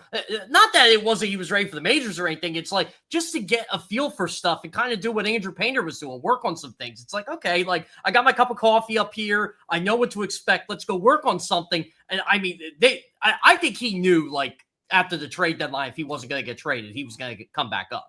Mm-hmm. Yeah, well, and listen, I agree with you. I thought last night he looked sharp, 10 pitches, 7 strike. Alvarado looked sharp last night, but Oscar, I don't know. We were talking about this before Phillies Fastball yesterday. I don't know that roller coaster. For those of you watching on the video, you see Oscar going up and down, up and down. I don't know that there's anything Alvarado can do to win me over this year. I don't think so either. It's just, look, you're going to put him out there in a game 1 or game 2 of the postseason, and you don't know what you're going to get. You don't know what you're going to get. Honestly, the only time I put this guy in is if, like, there's 2 outs and, like, the 7 for 8 thing, you're facing a lefty, you put him in for that batter, and then hopefully he gets the out. I like the idea of Gabe Wood getting his feet wet. This guy could help this team down the stretch, man. I'm telling you. I'm not trusting this bullpen one bit, and I'm very concerned about the bullpen. I wonder, like, and I know the Phillies, the big club, it doesn't matter as much with the minor leagues, but Redding's in first place, and they got some momentum right now. I don't know if they want to break that up, but again, the minor league playoffs are only a week. So hey, give Al Pedriquez, my friend, the championship there. Come on, I'm so happy for. By the way, Oscar, Redding was down 4-0 in the 6th. They couldn't do anything. They scored 3 in the 6th. They're down 6-3, tie it. Dante Nori hits a home run in the 8th for them to win it. So I mean, look, this is a big win for them because Bigmanton was 18-3 in their last 21, and they're up 4-0, just cruising. And it looked like Redding's going to bury the iced coffees jerseys. By the way, I'll promote it. Well, I guess at this stage of the season, you wonder, is there anybody down there that could help this team out? You mentioned Gage Wood. Ryan is there anybody else? Help them out. I don't think he's ready for the majors yet, but he's definitely on the radar. Like, Nori just got back from a hip injury today, and it's 2 hits, a home run, stolen base. Like, this is the deepest lineup I've seen in Redding all year. Like, Austin Murr was a good player for them the first couple months of the year, and he was batting 9th. Pedro Leon, who's way too good for AA, is batting 8th for them. I'm like, they're putting all the eggs in the Redding basket right now. Hey, Jeff, when you were there, was the question of Adam Miller came up again? I mean, is he doing anything? No. The last time we asked about Aiden, I asked Dave about Aiden a couple weeks ago, and I don't think Aiden Miller's playing this year. If you want my honest opinion, I don't think he's playing this year. Yeah. I don't. And by the way, I think it's one of the biggest stories of this season is that your number 1 overall prospect has a completely wasted season. Correct. A lot of their top prospects got hurt this year. Like, Gage Wood has been one of the few guys that's been healthy. Like Dante Nori missed almost half the year. Aiden Miller, but yeah, you're right. Like, we all thought Aiden Miller would be on this team right now, and he's nowhere to be found. He's down. No, but I'll tell you what, guys. I was looking at this earlier. This West Coast trip is at a very inopportune time. You're playing Seattle. LA's not a great team. Arizona's in the playoff mix. 4 against Atlanta. 3 against Houston. Houston's battling for the division. 3 against Atlanta. Right? Yeah. And then you close out the season with Milwaukee and Tampa Bay. That's a stretch right there. You got Milwaukee and Tampa Bay your last 6 games of the season. So I'll tell you what, this is a very difficult time to be trying to figure out whether or not Wheeler is going to help you. Is Nola going to stay consistent? Has Painter turned a corner? What's my bullpen look like? But I don't know that we have a lot of good feelings, even if they got back into this thing here. It's funny, right? Hey, and they just won 9 games, guys. And they just won 9 games. Yeah, exactly. Oscar probably loved going on X this morning or last night and clicking on the For You tab, and you see all this doom and gloom. I'm like, what are we doing here? Well, listen, somebody brought this up earlier. I'll read the text message to you guys. I got to go back to the 2:00 hour, and he basically was suggesting, like, hey, you guys, wrote them off in the division. And I said, well, listen, that's a fair observation to bring up. But you needed to go on a 9-game winning streak at the same time the Braves lost 7 out of 9 just to get back to where you are now. So, yes, they got back into this thing, but I still think that we still have a lot of questions here. I always say if you want to play that game, when I was on Phillies Weekly with Oscar on the weekend of July 4th, Oscar said they're going to catch them. He didn't say when they were going to catch them. So if you want to play that game, we can play that game. I think this will all be decided in those 7 games against them. I think we need to have at least a 500 or so. We got to go 4-3 at least. Road trip. I mean, the Braves are right now going against the Dodgers. I mean, they're going to be in trouble. I mean, they don't have enough pitching. My issue with the Braves is their starting pitching. Miley's their second best pitcher right now. Yeah. And that's crazy to think, right? If you're the Phillies, like the Braves play first tonight, I think it's a 7:00 game, right? It's in Atlanta. They play in Atlanta. Yeah, they play in Atlanta. So the Braves are going to play first. Like, look, and I like the Phillies mentality of this. We're taking this one game at a time. Alec Boehm said, "Can we catch them?" Yes. We believe that, but sure we got to take this thing one game at a time. Glasnow versus Elder tonight, by the way. Glasnow versus Elder is the matchup. Glasnow back. Yeah, by the way, Nola. Are we going to get the good Nola? We're going to say the consistent Nola? What do you guys got tonight? Aaron Nola only gives up 3 runs in 5 innings. I think that's fine. I think he'll be fine. My more than Nola, I'm more concerned is can we hit against Kirby? Look at what Gilbert did last night. Yeah, I agree. Kirby hasn't been as good this year as he was, recently. Why was everybody so upset with Don Mattingly last night? Like, who cares? They were down how many runs? What, they left Wheeler out there too long? Well, guess what? You might need your bullpen tonight. People do not think ahead. They don't. Well, I'll do it again tomorrow. By the way, 4:10 first pitch tomorrow. So we will figure out what time our Phillies fastball segment will be. But it is Nola and Kirby tonight, a good pitching matchup in Seattle. So we'll talk more about that one tomorrow. By the way, Logan Gilbert was great last night. He was very good. I thought the Phillies hit him early. By the way, I do believe Seattle, they're 3 games back. I think they're going to win the division. You think you're going to win the division? They're turning around. I think you're going to be in the playoffs. That could have been the popping off point for Rodriguez and Raleigh last night. Yep. Raleigh. How many home runs did Raleigh end up hitting last night? I didn't get to watch 3. Did he get 3? Okay. He had 3. Yeah, I had to get up early to go to the iced coffees game. I was in Reading at like 9 o'clock. A little latte for him, Oscar. I had so many. He complains too much, Mike. He complains too much. Oscar would have loved it. Like, Oscar, you would have loved this. They were giving away free samples of iced coffee. When you walked in, you got like a voucher for like a 16-ounce iced coffee. They had all the local. Go play bowling, dude. Go play bowling. All right, we'll do it again tomorrow, guys. See ya. All this coffee. More iced coffee. Less iced coffee for you, Jeff. You seem a little wound up. I am a little wound up. I'll get it. Take care, guys. All right, everybody. There is today's Phillies fastball here on the Sports Bash. We do it every day. The fastest Phillies conversation on the radio. And, of course, tomorrow we will be live over at Ventnor Social. You can come out and check out the show and our Phillies fastball. Now, normally on these day games, we do Phillies fastball post-game. We'll probably be doing Phillies fast game pregame tomorrow as the Phillies have a 4:10 start. So the game will probably be going on when we get off the air. Coming up, we got Adam Caplan for football at 4. But first, it is the Unsportsmanlike moment of the day. Nuggets on the way. Frank's Phillies mailbag. Get your Phillies questions in for Frank now. 609-403-0973. That's coming up at 5 o'clock tonight on the Sports Bash live on 97.3 ESPN.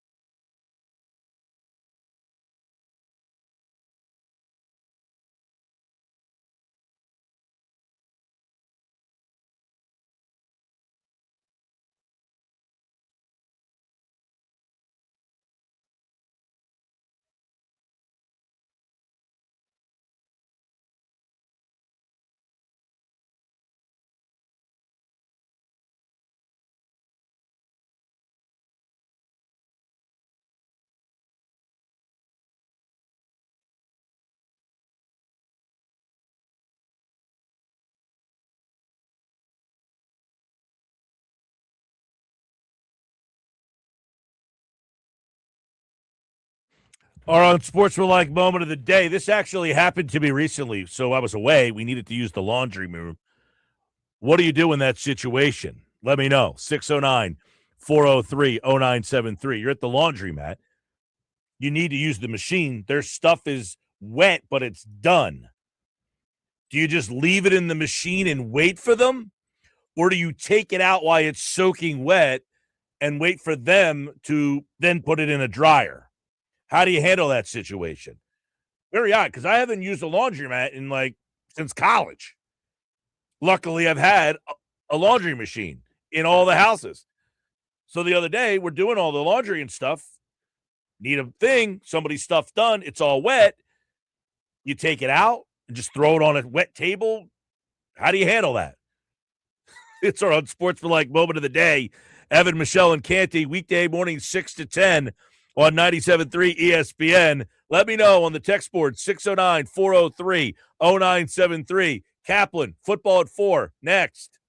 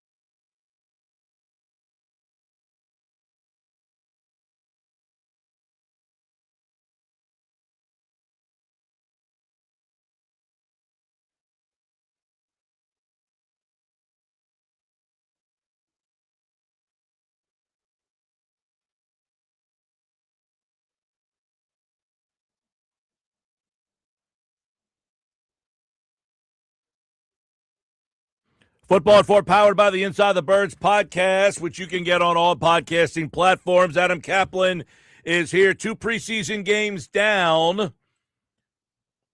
Where do things stand with this new Eagle offense? We're going to break it down right now with Adam Caplan from the Inside the Birds podcast, who joins me now for today's edition of Football at 4 on the Sports Bash Live on 97.3 ESPN. Adam, it feels like it's been a while, my friend. How you been? Yeah. Good, Mike. Hope you're doing well. Yeah, it was Andrew Check and I were in New England last week, and we were able to see the practices, the 2, which were very interesting to say the least, Mike. And the biggest development to me, and there's some other really good developments in terms of what the Eagles are looking for in their offense, but is Tanner McKee clearly took the lead through the 2 practices and obviously the game. Where Andy Dalton's inefficiencies, particularly with his arm strength and his ability to get the ball downfield, showed up. But look, they traded for him for a reason. He's played in the West Coast system before, not this exact one, because this is a blend of a couple. But of the 4 quarterbacks, he's the one who knows the system, so that's why they acquired him. As we first reported at the time of the trade with Carolina, Howie Roseman tried to sign him 3 years ago. It was either going to be the Eagles or Panthers. The last minute, he changed his mind where he's leaning towards the Eagles, and Howie got his man. But Tanner McKee had a really good week, and I think what happened with Tanner was he was just thinking too much because it's a new system, the verbiage system. That's this West Coast system. It's wording, not numbers. And he struggled with it, but he's come on of late, and last week he was really, really good. Yeah, one of the things we talked about with Jeff yesterday is what are the Eagles looking for from the number 2 guy? Do they want Andy Dalton, a guy who knows it and kind of be a mentor to Hurts through rough times, or do they want the better player? Well, no, they want the better player, obviously. I mean, you always want the better player with your number 2 because you don't want to take – remember when Will Greer is here? Will Greer is here because he's a journeyman number 4 quarterback he's in coaching now. West Virginia, baby. Yep, he was here to help them with the system because he knew it. He knew the system that Kellen Moore was going to use 2 years ago. But you're not going to move him to the number 2 spot because he's just not good enough. Right. Yeah, you always want the better player. That's not even something they talk about. And that's a fair answer, and that's the answer everybody should be waiting for, which should say then Tanner McKee then should win this job, and that Dalton's kind of here to get you through training camp and kind of help you learn this offense. Right now, but truth be told, Tanner just was the coaching term is letting it rip. He wasn't. He was overthinking. He wasn't driving the football when.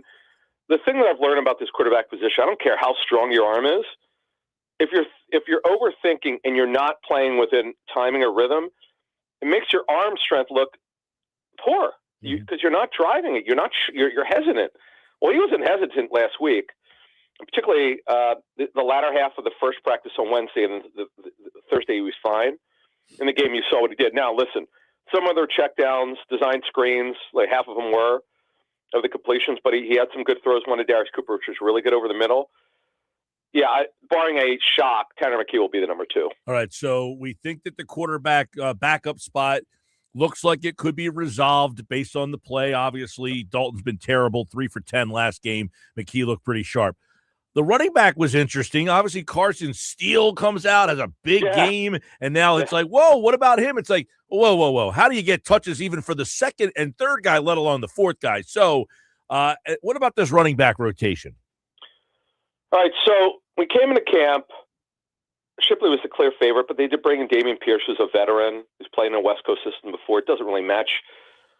He's not a zone cut runner. He doesn't really match the system, plus he's been hurt. You mentioned Carson Steele. Then Elijah Mitchell was brought in here, and unfortunately he's been injury marred, and he got hurt, so he's off the roster. And then Shipley just had, honestly, Mike, Will Shipley to me had the best week he's had in his 3 years as an Eagle. He was phenomenal in the 2 practices, particularly the first one, and he ran with more power than I remember than he did in the game against the New England. I get it's against the Packers, but I don't care. He was physical.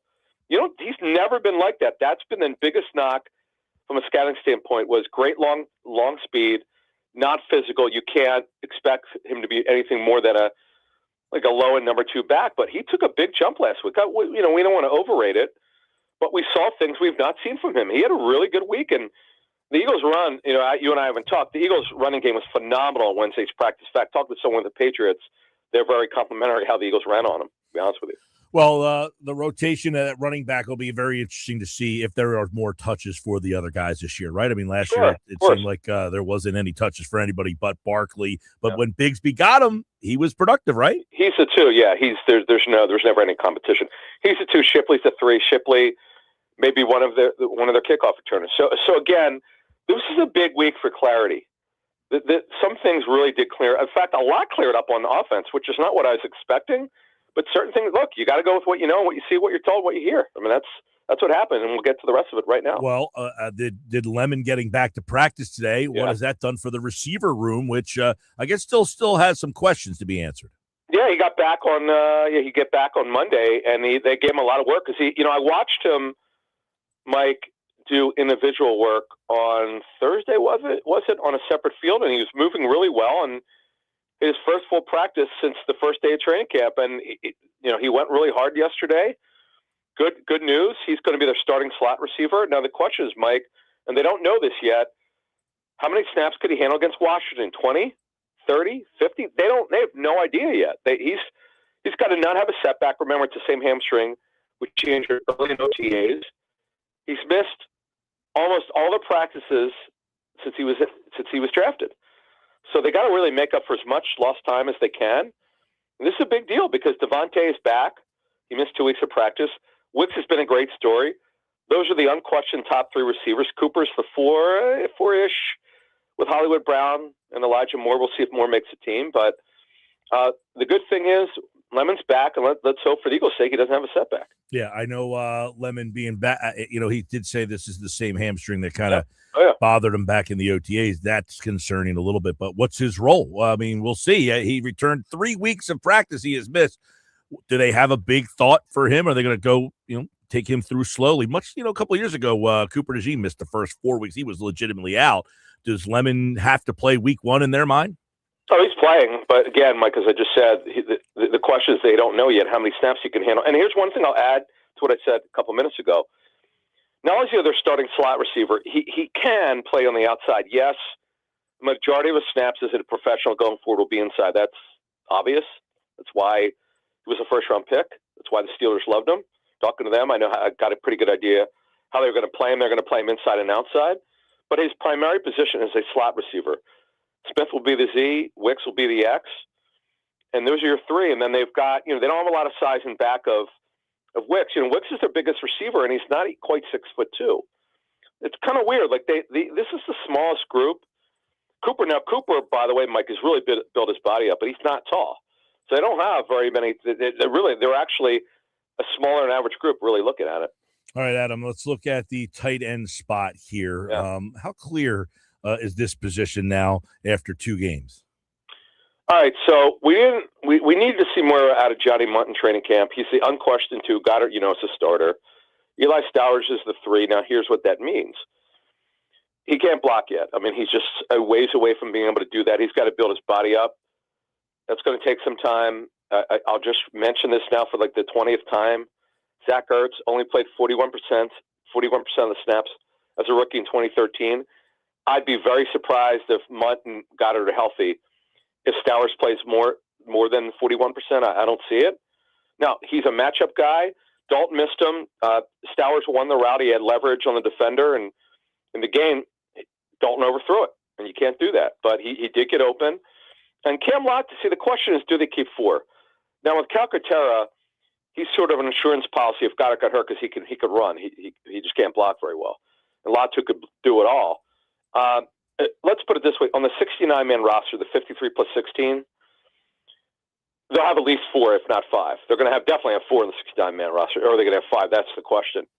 So it just comes down to, Mike, what do they do with Latu and Calcaterra? My sense is Calcaterra, there are no locks in this one, but I feel strongly he'll somehow be on the 69-man roster at the very least. All right. Obviously, we imagine that Goddard will be the key cog at that tight end position, but there's some news around him.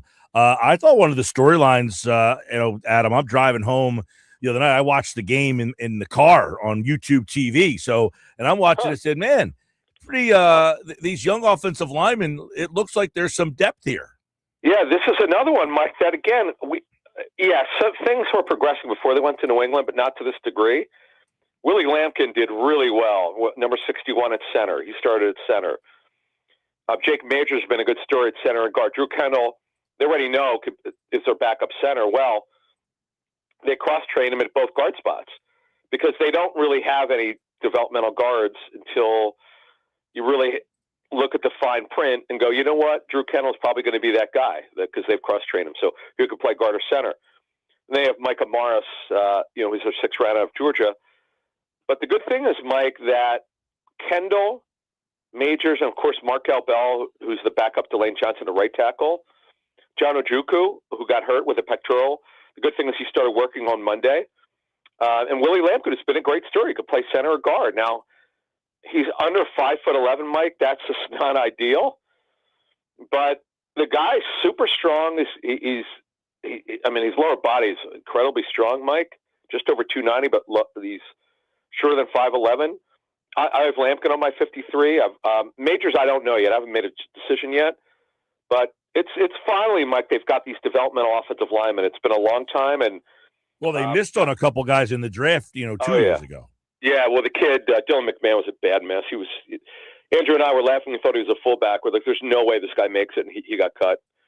But the bottom line is, Mike, they finally have some. And that's great news. I mean, they have legit 4 backups who are young who deserve to be on the football team. Right, and, I thought the second unit and the third unit, in fact, I think Sean Mannion, said that was something that stood out to him was the depth of the offensive line. The funny part is, though, Adam, last year they signed, Matt Pryor. They had some veteran guys, and it was on this day, I think we were talking about this earlier, it was on this day last year that they finally decided we need to make a trade. They went and got Fred Johnson. They told you they thought their depth was a problem last year. Always, no matter what they say, what is Sal Powell to what they do. This is a great line from Sal.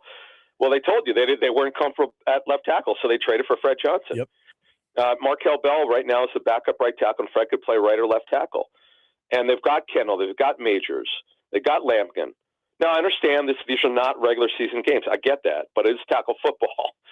And they got to be encouraged. In fact, I know they're encouraged. This is good. Now, what we don't know is if Dickerson couldn't play or Steen couldn't play, would they move Juergens over to guard? Because remember, he started his career off as a right guard. So we'll see what happens. But again, they're in good shape. All right, Friday they'll play the Bengals. We'll see on Friday what spots are still up for grabs. We got some interesting storylines leading into the last preseason game, and then they'll all start to count here on Football at 4. Adam Caplan, everybody, from the Inside the Birds podcast, which you can get on all podcasting platforms here on Football at 4. Thanks, man.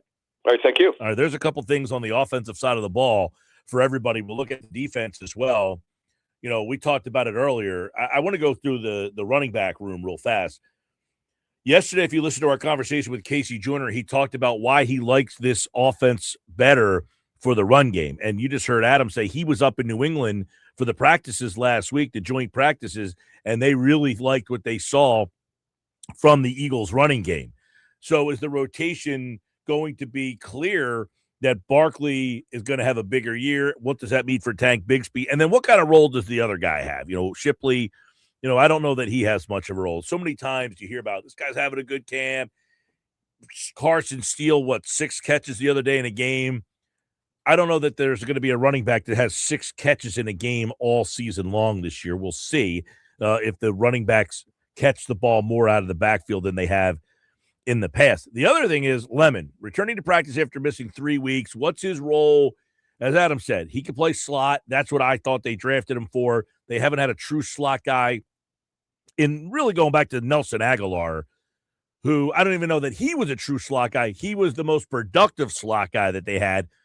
And that led to them winning the Super Bowl in 2017. And ever since then, we've kind of always been looking at this team and saying, man, they just never really have had that true slot guy that can get the 3rd and 7, that can catch the ball, reverse field, get up the field. And when they drafted Lemon, I really liked it. Now, Sal Powell, who, told us during the draft or right after the draft, he was concerned about the size of Lemon. And so far, Lemon hasn't been able to get on the practice field. What kind of role will he have out of the chutes? And as Adam said, yeah, they want him to play.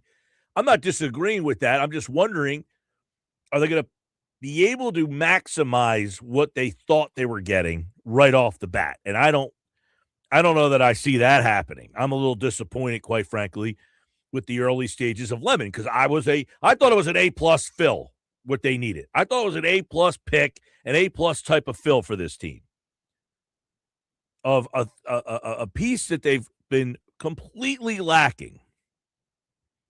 And now you got this hamstring problem, which really concerns me. Now, Adam talked about the tight end position getting clearer. We talked about it yesterday with Casey Joyner. The tight end's role in this offense is going to be different than it was before. And for the better, I think, anyway.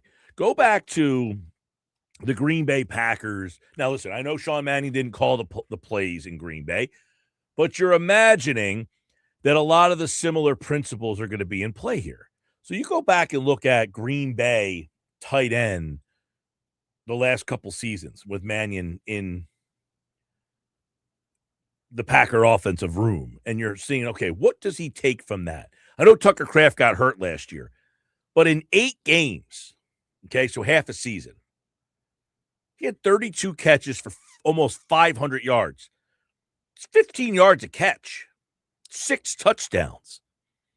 You map that out for a full season, that's like 70 catches almost for almost 1,000 yards and 12 touchdowns. That is a monster year for Kraft. Now, you throw in the other receivers, tight ends, I should say. Once Kraft went down, you had a lot less production from that spot. So, yes, Tucker Kraft is one of the better ones, but you got to hope that you think that Goddard would be more on that level than the other guys. Now, you go back 2 years ago to 2024 and look at the tight end. Tucker Kraft, 17 games, 50 catches, 700 yards, 14 yards, 7 touchdowns. If that's the kind of year that Goddard gives you, it's not a terrible season to get 50 catches, 700 yards, 14 yards a pop with 7 touchdowns. I think Goddard is in line to have a big season this year. The difference, you look at the wide receivers. Now, they've had some injury issues, but like last year, go to the Green Bay receivers from late. And again, Mannion did not call the plays. He was not the offensive coordinator. But you're saying, hey, this style of offense, that is where I wonder what it does for the receivers. Because you had Romeo Doubs, you had Watson, you had Golden, a first-round pick, you had Dattavian Wicks. The leader in yards on that team had 724 yards. That's not going to be good enough. That's going to be a problem. Now, even go back 2 years ago, 2024, and look at that offense. The leading receiver on that team, Jalen Reed, had almost 900 yards. Tucker Kraft was the second leading receiver 2 years ago. So I'm very interested to see what this does. We're talking about the tight end, but what does it do to the receivers on this team? 609-403-0973, 609-403-0973. That's the text board. You can get involved. The other thing is, we were talking about the offensive line. I think 9 spots are probably locked in. The 5 starters who we know. Then you've got Markell, Bell, Fred Johnson. That's 7. Lampkin, 8. Kendall, 9. Who's the 10th guy? That's where I think we're at there. So that's Friday night. We'll look at that on Friday with Adam all week long. Sports Bass Live, 97.3 ESPN. Who are the guys that fill those slots? Tight end. And I'm looking at the tight end room right now for the Philadelphia Eagles. And you have a second-round pick. So what do you do with him if he's not one of your – because as Adam kind of mentioned, Johnny Munt makes this team. So you look at that. Goddard, Eli, Johnny Munt, and then Grant Calcaterra. They're your 4 right now. What do you do with Eli Stowers? I imagine he makes a team. Obviously, he's not getting cut. I'm not suggesting that. I'm just wondering, is he active on game days? Does he have some sort of role? Is he a guy that they're just going to slowly work into the rotation? We'll see. Wide receiver, we know Smith, Wicks, Lemon, those 3, 4, 5, maybe 6. Hollywood Brown, Elijah Moore, Darius Cooper. I guess the last guy, you've got Danny Gray, you've got Britton Covey, you've got Quez Watkins. Remember, Quez is still here. I don't think he makes the team, but we'll see how many receivers they end up keeping. All right, Sports Pass Live, 97.3 ESPN, the 97.3 ESPN free mobile app. And, of course, you can watch the show live on the 97.3 ESPN free mobile app and on YouTube. Coming up, it's today's Nuggets. We got the Nuggets coming up. Earnshaw, after being off yesterday, joins us for today's edition of the Knicks Nuggets. Don't forget, tomorrow we're live. Ventnor Social. Stop out and see us, 6417 Ventnor Avenue in Ventnor. You know, for Ventnor Social, I know it's a ways off, but it'll be here before we know it. Ventnor Social opening for the London game. 8:30 for Kegs and Eggs tailgate. They'll have a DJ and giveaway for every Eagles game, but make plans. Think about the London game.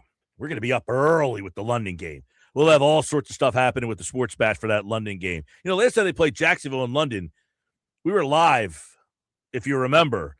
We had a pregame watch party at 6 a.m., and the place was mobbed. So we're looking forward to the London game this year. We'll have something big for you for that as well. All right, coming up, Nuggets today, Sports Pass Live, 97.3 ESPN.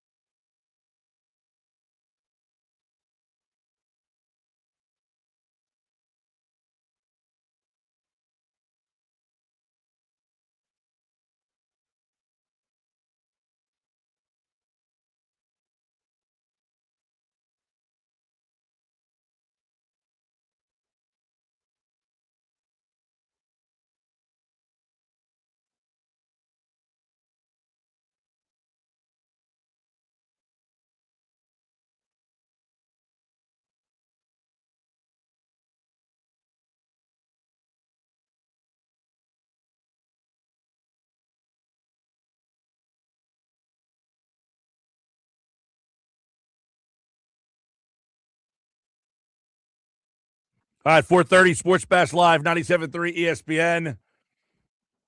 Don't forget, tomorrow we're live at Ventnor Social, 6417 Ventnor Avenue for our Phillies watch party.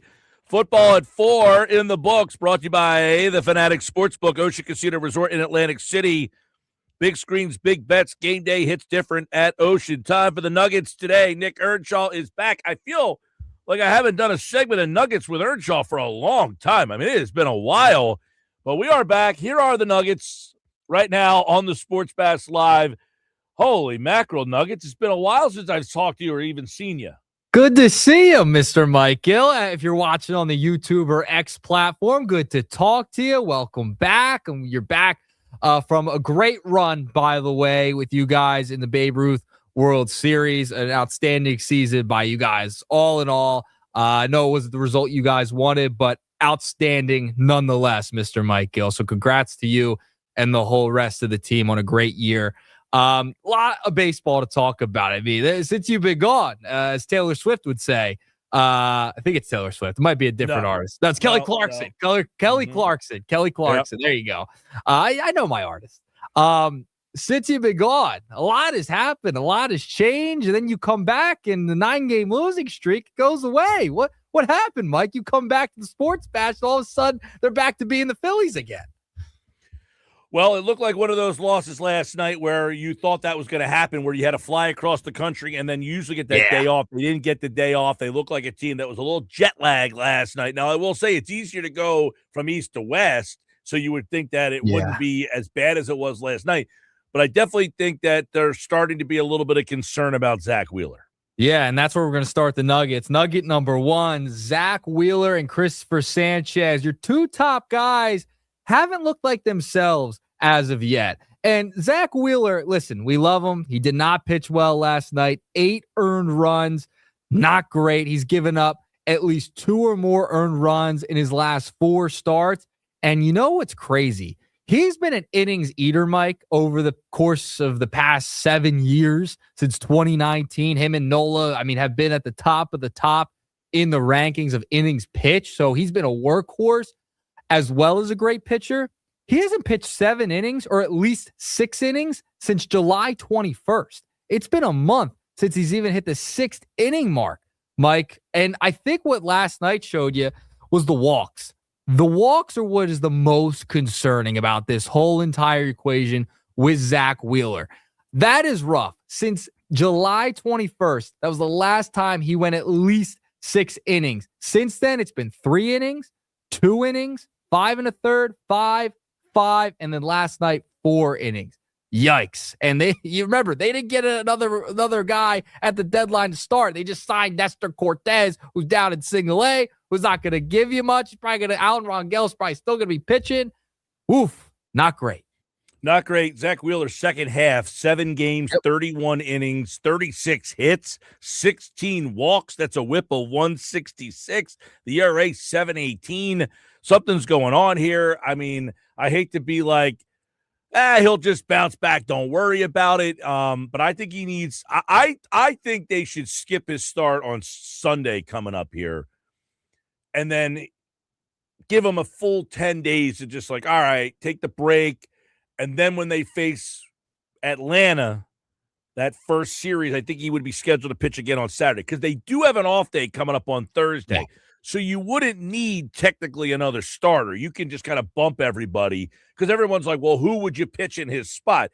Realistically, you don't need someone because you do have an off day built in there. So just skip his turn, move everybody up 1, and then bring him back for his next start against Atlanta. And then hopefully after 10 days, he gets a little rejuvenated there.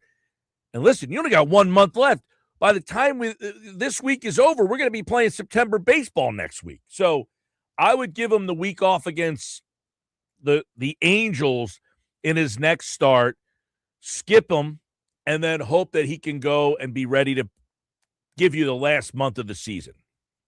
Yeah, listen, last night felt like one of those scheduled losses. It did. That was one. You're traveling out to the West Coast for quite some time. Yeah, that's what it felt like. It felt like a scheduled loss. That's what you were going to get, and it's fine. But Zack Wheeler has not been great lately. And then I also want to take a look at Christopher Sanchez. He's been fine, but even his last start, he goes 6 2/3, 4 earned runs. Like, he's even been like taking a step back. He hasn't been like dominant Christopher Sanchez. And you could tell, like, the numbers are fine, but you could still tell when he's out there, like, I've seen Christopher Sanchez pitch better than this. Like, he doesn't feel like the same guy. Like, he hasn't had his best stuff as of late. It's funny because Aaron Nola's like been on fire, and Andrew Painter was great in his last start. He had the best start of his career in his last game. So the pitching staff is all kinds of wonky right now, in my estimation, because the guys you think you could count on, Wheeler, Sanchez, those guys have been not great, but like not ace-like, not themselves. It really, I think, is the best way to put it. They haven't been themselves, but Nola and Painter, they've come along here. Yeah, I'm more, and actually, honestly, I'm more excited about Painter than Nola. Yeah. Because I don't think there's anywhere but where Nola is. He will be the fourth guy. He's not going to pitch in the bullpen. If he's great for 1 or 2 starts that he gets in the playoffs, great. If not, but I think that Painter could be a wild card if they use him in the bullpen. Could he be a guy that they use? You know, I was looking at it, the game last year, for instance, when they played the Dodgers, and in the 6th inning, they go to David Robertson. Yep. I was there. What if he pitches that game? Because the one thing with Robertson is he pitched the 6th. They brought him back for the 7th, and people are like, oh, he never went up and down the whole season. Andrew Painter has gone up and down. You could maybe get 2 innings out of him in the 6th and the 7th. Could he be a weapon that they just did not have last year? I talked about this last year. I talked about this last week. I want Andrew Painter to be the 08 David Price. David Price came out of the pen for the Rays back 08 David Price. Yeah, like that's who I want him to be. Coming out of the pen, inning, 2 innings, etc. We saw that with him in 08. We've seen the Dodger with Blake Snell, other pitchers, etc. Like, I would love, and he'd be the perfect guy to come out 1 or 2 innings. Like, let's say Zack Wheeler or Christopher Sanchez has a start like that last night where they go 4 innings, 5 innings, their pitch count's high. They got to get him out. If you can have Painter pitch 2 to 3 innings right there and be solid for you and come out of the pen, that solves a lot of problems right there. And especially the way things are going with Zack Wheeler at the moment, you need a guy like Painter to come out of the pen and kind of finish off the game and then get to Duran if you have a lead. That you need that type of Painter. And the stuff we saw from Painter in his last start was the best Painter and the number 1 prospect we were promised from Andrew Painter. That was the guy we had been waiting for. I agree. I mean, they need to have that extra weapon in the bullpen, something that they did not have last year. They had no weapons in the bullpen last year. So if they can have a weapon in the bullpen, it is definitely something that they did not have last year. You go back to game 1, you had who was it? Teoscar Hernandez hits that 3-run home run in the 7th off of Strahm. It's 3-3 at that time. You're going to Matt Strahm in that situation. Well, what if I've got Andrew Painter throwing 99 miles an hour pitching in that spot? Now, the problem becomes you might like Painter in the 6th inning or even to go 2 innings. He probably can't pitch 2 innings back-to-back days. Who pitches the 8th? I still think you have other questions that would need to be answered. Yeah, I think so too. But there's a multitude of things here because I don't know how long this is going to be lit. This fire that's been lit under the Phillies since the Field of Dreams, the corn, all of it. I said it was last week when I was filling in for you. We were at Ocean Casino. It was myself and Pete G and Josh. And we were all talking about this. It's like, how long can this really last? How long realistically can this last? I said, I think they'll be hot for about like 2 weeks after this whole kind of thing goes along. 2 weeks into like the beginning of September. But how much further back are they going to come back down to earth? That's the question here. And is it a thing of you worry, are they peaking too early? And then is last night the crack that, hey, they got this long West Coast trip. They got Seattle. They got the Diamondbacks. They got the Angels. They got all these teams out west. And then you come back against the Braves. The Phillies don't have an easy schedule to round out the season by any means. So that's why I wonder how long this is going to be lit for. Talked about it earlier. Your last 6 games of the season are against the Brewers and the Rays. I mean, 2 of the best teams, if not the 2 best teams in baseball. So you got that. You got 7 against the Braves still to go. Yep.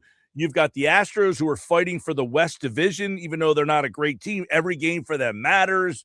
So you got 2 division games with the Nationals, and the Mets have been playing a lot better. So the month of September for the Phillies is not an easy one. You got the Diamondbacks coming up next week, where the Diamondbacks are battling you for a wild card spot. So yeah, there are no teams that are just playing the string out here the rest of the way. No, and they needed this. They needed this little run that they've gone on. But if you're starting to see starts from Wheeler, Sanchez coming down the stretch here, I get worried. I get worried. I think there's a chance they could catch the Braves if they have a good series. They come back. I think there's a very good shot they could do it because they put themselves back in the mix to do it again, to actually come back. But I don't know. I think to go on a deep playoff run, I just don't know if this team has enough depth to get them through an entire October. If you're seeing Sanchez crack a little bit as well as Wheeler at this point, and then Painter, you don't know what you're going to get out of him from day to day. I mean, the start before the last one, that was one of the worst first innings I've ever seen. You're going to need him to pitch 1 to 2 innings. If he's starting off games, he's got five runs and hitting guys in the head and all that. And then the next day he's great. You just don't know what you're going to get out of Painter. They're consistently inconsistent. That is the Philadelphia Phillies. They are up, they're down, they're all around. And that's the problem with this team heading into the postseason and why I worry. Well, not only that, I mean, the run that Bohm is on, I don't know that I can put a lot of stock that that's going to continue on. Bohm has been just out of his mind at this stage of the season. He when I left, he said this the other, he was at 220, and he's up to 248 or 246. I mean, at this stage of the season, it's hard to change your batting average that much. He's got almost 470 at bats. I know. So to go up and take a jump at this stage of the season, he is on a heater, man. Yeah, I mean, listen, him and I don't know who the leader is at the moment right now, but over the weekend, him and Schwarber had been battling for who's the leader in RBIs. I heard the other night when he knocked in that run the other night, it was his 75th RBI, and they went out of their way to say that he now leads the team. I don't know that's a good thing, by the way. I know. Well, Schwarber, I believe, is back in the driver's seat for leading the team in RBIs, based upon the amazing comeback from the other day. Well, Bohm had one last night. He did, but I think Schwarber has him by 2, if I'm not mistaken. Yeah, at this point. So, but I digress. Yeah, everything's changed since that meeting in Iowa before, the corn and all that. They changed their approach at the plate, which is great. I wonder, why did it take so long?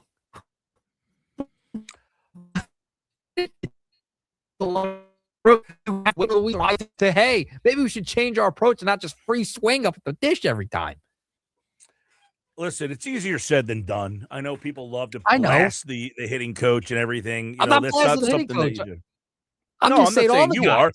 I'm just saying in general, most people will say, how does this guy keep his job? All that stuff. I mean, one of the reasons why Kevin Long is here is because the 3 best hitters on I don't know that you're putting Turner in that mix as one of the 3 best hitters on the team, but Harper, Schwarber, and Turner are 3 guys who heavily endorse him. Yes. So that's why he remains. But to make that change, it takes a lot of discipline and work to get the mindset of everybody to and I think Arise getting here and him maybe saying, hey, guys, this is how I do things. This is how I approach when I go, maybe that was something that rubbed off. Yeah, it seems like it has. Listen, they've won 9 of 10. They're on an absolute heater at the moment. Last night, to me, was a scheduled loss. But you got to come back over 500 on this road trip. That has to happen. You can't go under 500 on this West Coast trip. And you got to have a good series against the Diamondbacks because they are on your ass, Mike. They're on it. Diamondbacks there. You have, by the way, in reach now the Braves, and you play them 7 times. I mean, I think that it is pretty imperative to get that division. I mean, you got to do everything you can to get out of that wild card spot. As we've talked a lot about, the matchup with the Cubs in the first round of the wild card would not be a good one. No, it would not. You want that division, in my opinion. I know there's people that want to, hey, well, we want to keep playing. You don't want to break, blah, blah, blah. No. You want the division. All right. You want that division. You don't want an extra series, well, especially with this team and the way they go at times and how old they are at this point. No. You need a division. Let's look at it this way. The Phillies have won the division and they've been the wild card team, and they haven't won a World Series either way with this crew. So there is no better way to do it. I can understand if they had won a World Series by being the wild card team, and you're like, look, that's how we won our World Series. Is no, they didn't win a World Series yet. They haven't won a World Series as a division champion, and they haven't won a World Series as a wild card team. To me, if you have to win 3 series in a row just to get to the World Series, that's a hard way to win because you have to play consistent against 3 different opponents and then the World Series. And to me, that's just too much. Consistency is so hard in baseball. You could be hot for 3 weeks, but that 4th week gets you. So I don't want to have to play the extra series if I don't have to. Yep. And I worry that they're doing it too soon. I feel like it's too soon. Because what did Jim Leland that used to say August 15th is the day that you start going on the run towards the postseason. That's the day that it really starts. And it's only August 25th. So, I mean, they've done good the past 10 days, but they got a long way to go here. Long way to go. All right. Definitely got a long way to go. Nugget number 2. This is more of a fun story or a funny story, however you want to take it. Larry Boa. I saw this in Crossing Broad, and I also went to Larry Boa's Twitter on this. I don't know if you saw this, Mike. I think I did see something from Larry Boa. Was he complaining about Verizon service or something? Larry Boa was having some Wi-Fi problems, all right? And he's been tweeting nonstop about it on the X platform. And Verizon finally got back to him saying, please send us a DM for further assistance and troubleshooting. And he was still going back and forth with them on the public platform of that his Wi-Fi was down, it stunk, and it was not working properly. So Boa getting fiery on X with Verizon, etc. Hilarious. So I bring this to your attention, Mike. You're a tweeter. I am a tweeter as well.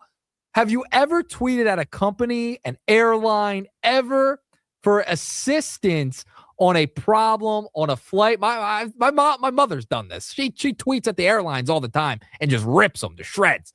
But is this something that you have done and actually gotten something resolved with, or have you never done this before? I don't think so. I mean, I keep my tweets pretty work related. For instance, I can't stand when people go on social media and they're like, I never do this, but, and then write a Bible ripping a restaurant and the service that they got. You know what? Get a life. Get a life. You're going to waste time to rip a place because you had a bad experience. Dude, you are a freaking loser. With a huge capital L. Like, keep it to yourself. If you had a bad experience, don't go back, but don't go ripping a local business because you had a bad experience. I can't stand when people do that. This is different. This is different. Like, this is different. If you're saying, hey, Verizon, for support on the Twitter platform, but I don't know if that's ever worked for anybody. Has it? I don't know, but like, for instance, like, I think YouTube TV has gotten back to me. Like, if I said, hey, is there like an outage right now? Like, I'm just asking, I'm not asking for help. I'm just saying, hey, I'm having some problems with my YouTube TV. Is there something going on right now? Yeah. Maybe. I don't even know. But the restaurant thing, man, that grinds my gears. I can't stand that. Yeah. I don't do the reviews, none of that type of stuff. Listen, I like when I travel a lot. I don't even do this. I travel a lot, and they'll ask you, like, will you go to Google or TripAdvisor and leave a review? Like, that's big in like Europe and like, different countries. They want the review. They ask you to do it. And I don't even do that. Like, I'm not even doing that, even though they want me to. Yeah. Like, it's not my place to tell you that I had a good or bad experience. Go find out for yourself. But I can't stand that. I don't usually do this, but I went to so-and-so and had horrible service. You know what? Grow up. Grow up and get a life. You're a loser with the capital L with bold print if you do that. I can't stand that. So Larry Boa, I'm not ripping him for that because I don't know what the thing was with Verizon. Yeah, so I'll read off a couple of tweets. He sent off a few, and they were going pretty violent. Like one got 128,000.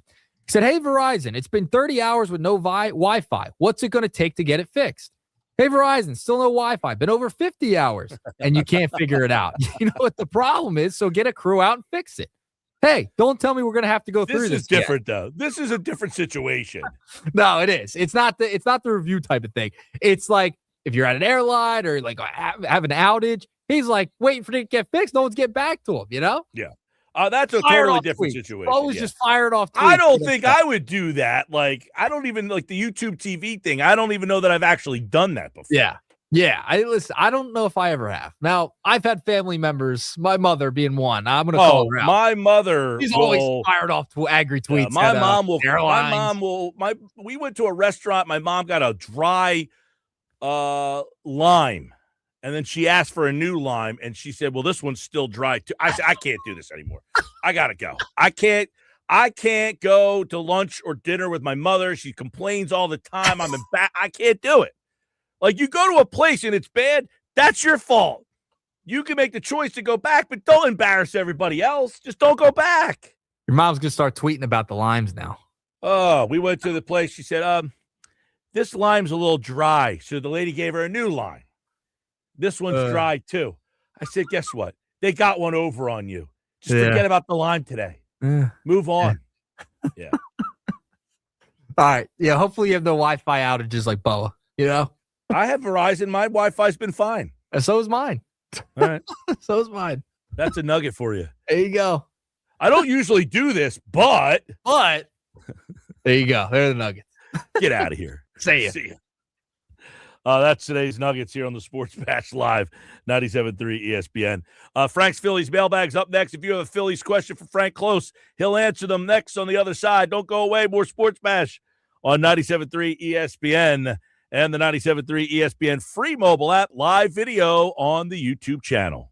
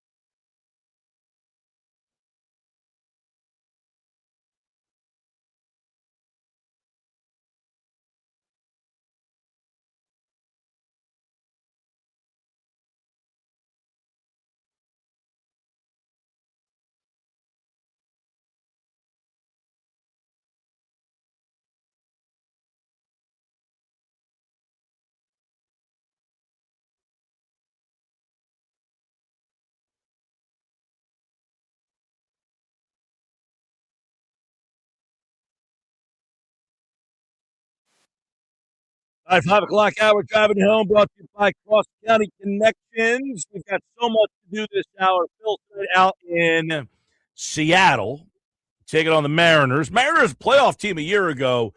They haven't been able to get their stuff together all season long. Did they finally get it going last night against the Phillies?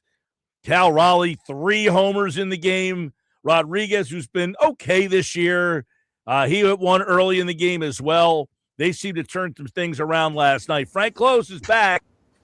Another mailbag with Frank, at Frank Klose with the K, Klose. You can always ask your Phillies questions to Frank on the Twitter X platform. And he joins us now. And obviously, Frank, the big question that everybody's asking has to do with Zack Wheeler. So the 7 starts that he has made in the quote-unquote second half of the season, they have not been good. Second half, 7 games, 31 innings, 36 hits, 16 walks, 7.18 ERA, 166 whip. Should we be concerned about Wheeler with what we've seen over this stretch of games here, Frank? Yeah, there's no doubt that Zack Wheeler is having one of the tough stretches of his career. But I'm actually a little more optimistic than Adam Caplan, who I know responded right away on X that he was very concerned. But I think there's some good signs here, even though, yes, this is bad. I mean, his last 5 starts, 3 innings, 5 runs, 5 in the third innings, 4 runs, 5 innings, 4 runs, 5 innings, 2 runs. He had that one that against the Marlins, they won. And then, of course, last night, but the alarming thing, 16 walks in 22 and a third innings. So simply not good. But I know a lot of the concern I got in the mailbag had a lot to do with his thoracic outlet syndrome and the injury that kept him out for all of April. But I actually think that there is a lot of hope here with what we've seen so far. You know, Paul Casella of MLB.com, after imparting those stats, he made the observation last night, his velocity is still there, his command is not. And, you know, that's something I said about Andrew Painter a lot earlier in this season. From my perspective, if the velocity is down, then you got to worry. If it's just the command, I think you can work that out. And, you know, after the game last night, Zack Wheeler said, you know, the only thing that I could get guys out on was my fastball. So I think that's a good sign too, right? That his fastball was working, but he was aware of his command issues. And so, you know, when you think about last night, getting down 5-0 just like that, the Phillies left him in there. And, you know, if there was any concern on how he was feeling, anything other than the mechanics, they would have just gotten him out there. And he's a battler. He's hard to get out of a game on a normal basis. But from the Phillies' perspective, from Zack Wheeler's perspective, if those other pitches aren't working and the command isn't right, well, how do you get out of that? And the answer really is pitch through it. Pitch till you get it back. So I think that's a really good sign that he wasn't having pain, that they left him there to sort of work on it. And I expect him to just take the ball in 5 days and do more of that. I mean, that's really the best thing you could do to get his command back. And despite the fact that he has not been good, I think all but 2 of those games of those 7 were games that were winnable by the Phillies. Even the games where he gave up 4 runs and went 5 1/3, that's not great for your ace pitcher, but he kept them in the game at least. And that tells me that he's smart about it. He has an awareness that his command's not good, and he's trying to find other ways to win. So he can lean on the fastball to work when he needs it. Yeah, he could strike out Weston Wilson doing that like he did last night. But I think he's got that awareness, and he's a smart pitcher, and he is a pitcher. He's not a thrower. So I think that there's some hope here that this is a temporary setback that he can work out. So with that being said, I mean, there's like, hey, is there something wrong with him? Would you do something here? They have a day off coming up. He's supposed to pitch against the Angels. I mean, would you pitch him in the game against the Angels? Would you rather him skip a start and then come back and pitch against the Braves and then hopefully that kind of kickstarts him? Or do you just let him keep going and hope he works his way out of this thing? Unless they're all lying to us. And by the way, that's happened before. And just in general, when someone's not feeling great. But unless there's any issues we don't know about, and it's really just his command, yes, take the ball against the Angels. And I think that he should do that because, one, he needs to throw his way out of this and get that command back. But 2, it's the Angels.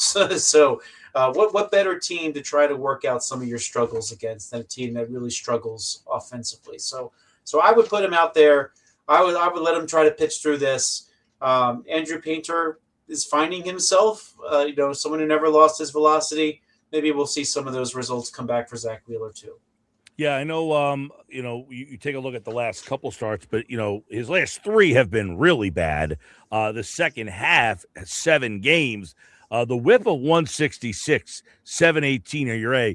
Those walks is something that really stand out to me because that has not been Wheeler. He is a low whip guy, high command guy. That's why it being now up to 7 starts of this sample size, where I'm like, maybe he needs a break, and just like he came back too soon from that injury. I mean, we don't know a lot about that injury and what the long-term kind of ramifications could be.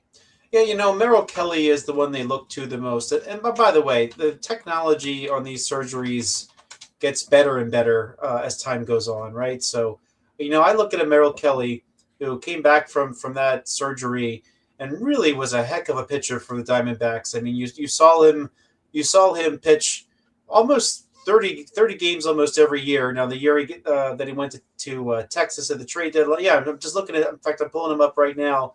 2014, he was out for a little bit, but after that initial surgery, he's given them a lot of innings and has been, for the most part, effective. Actually, this is probably his toughest year, and this is many years later at this point. But Merrill Kelly is the one to look at. He had a really nice career after the injury.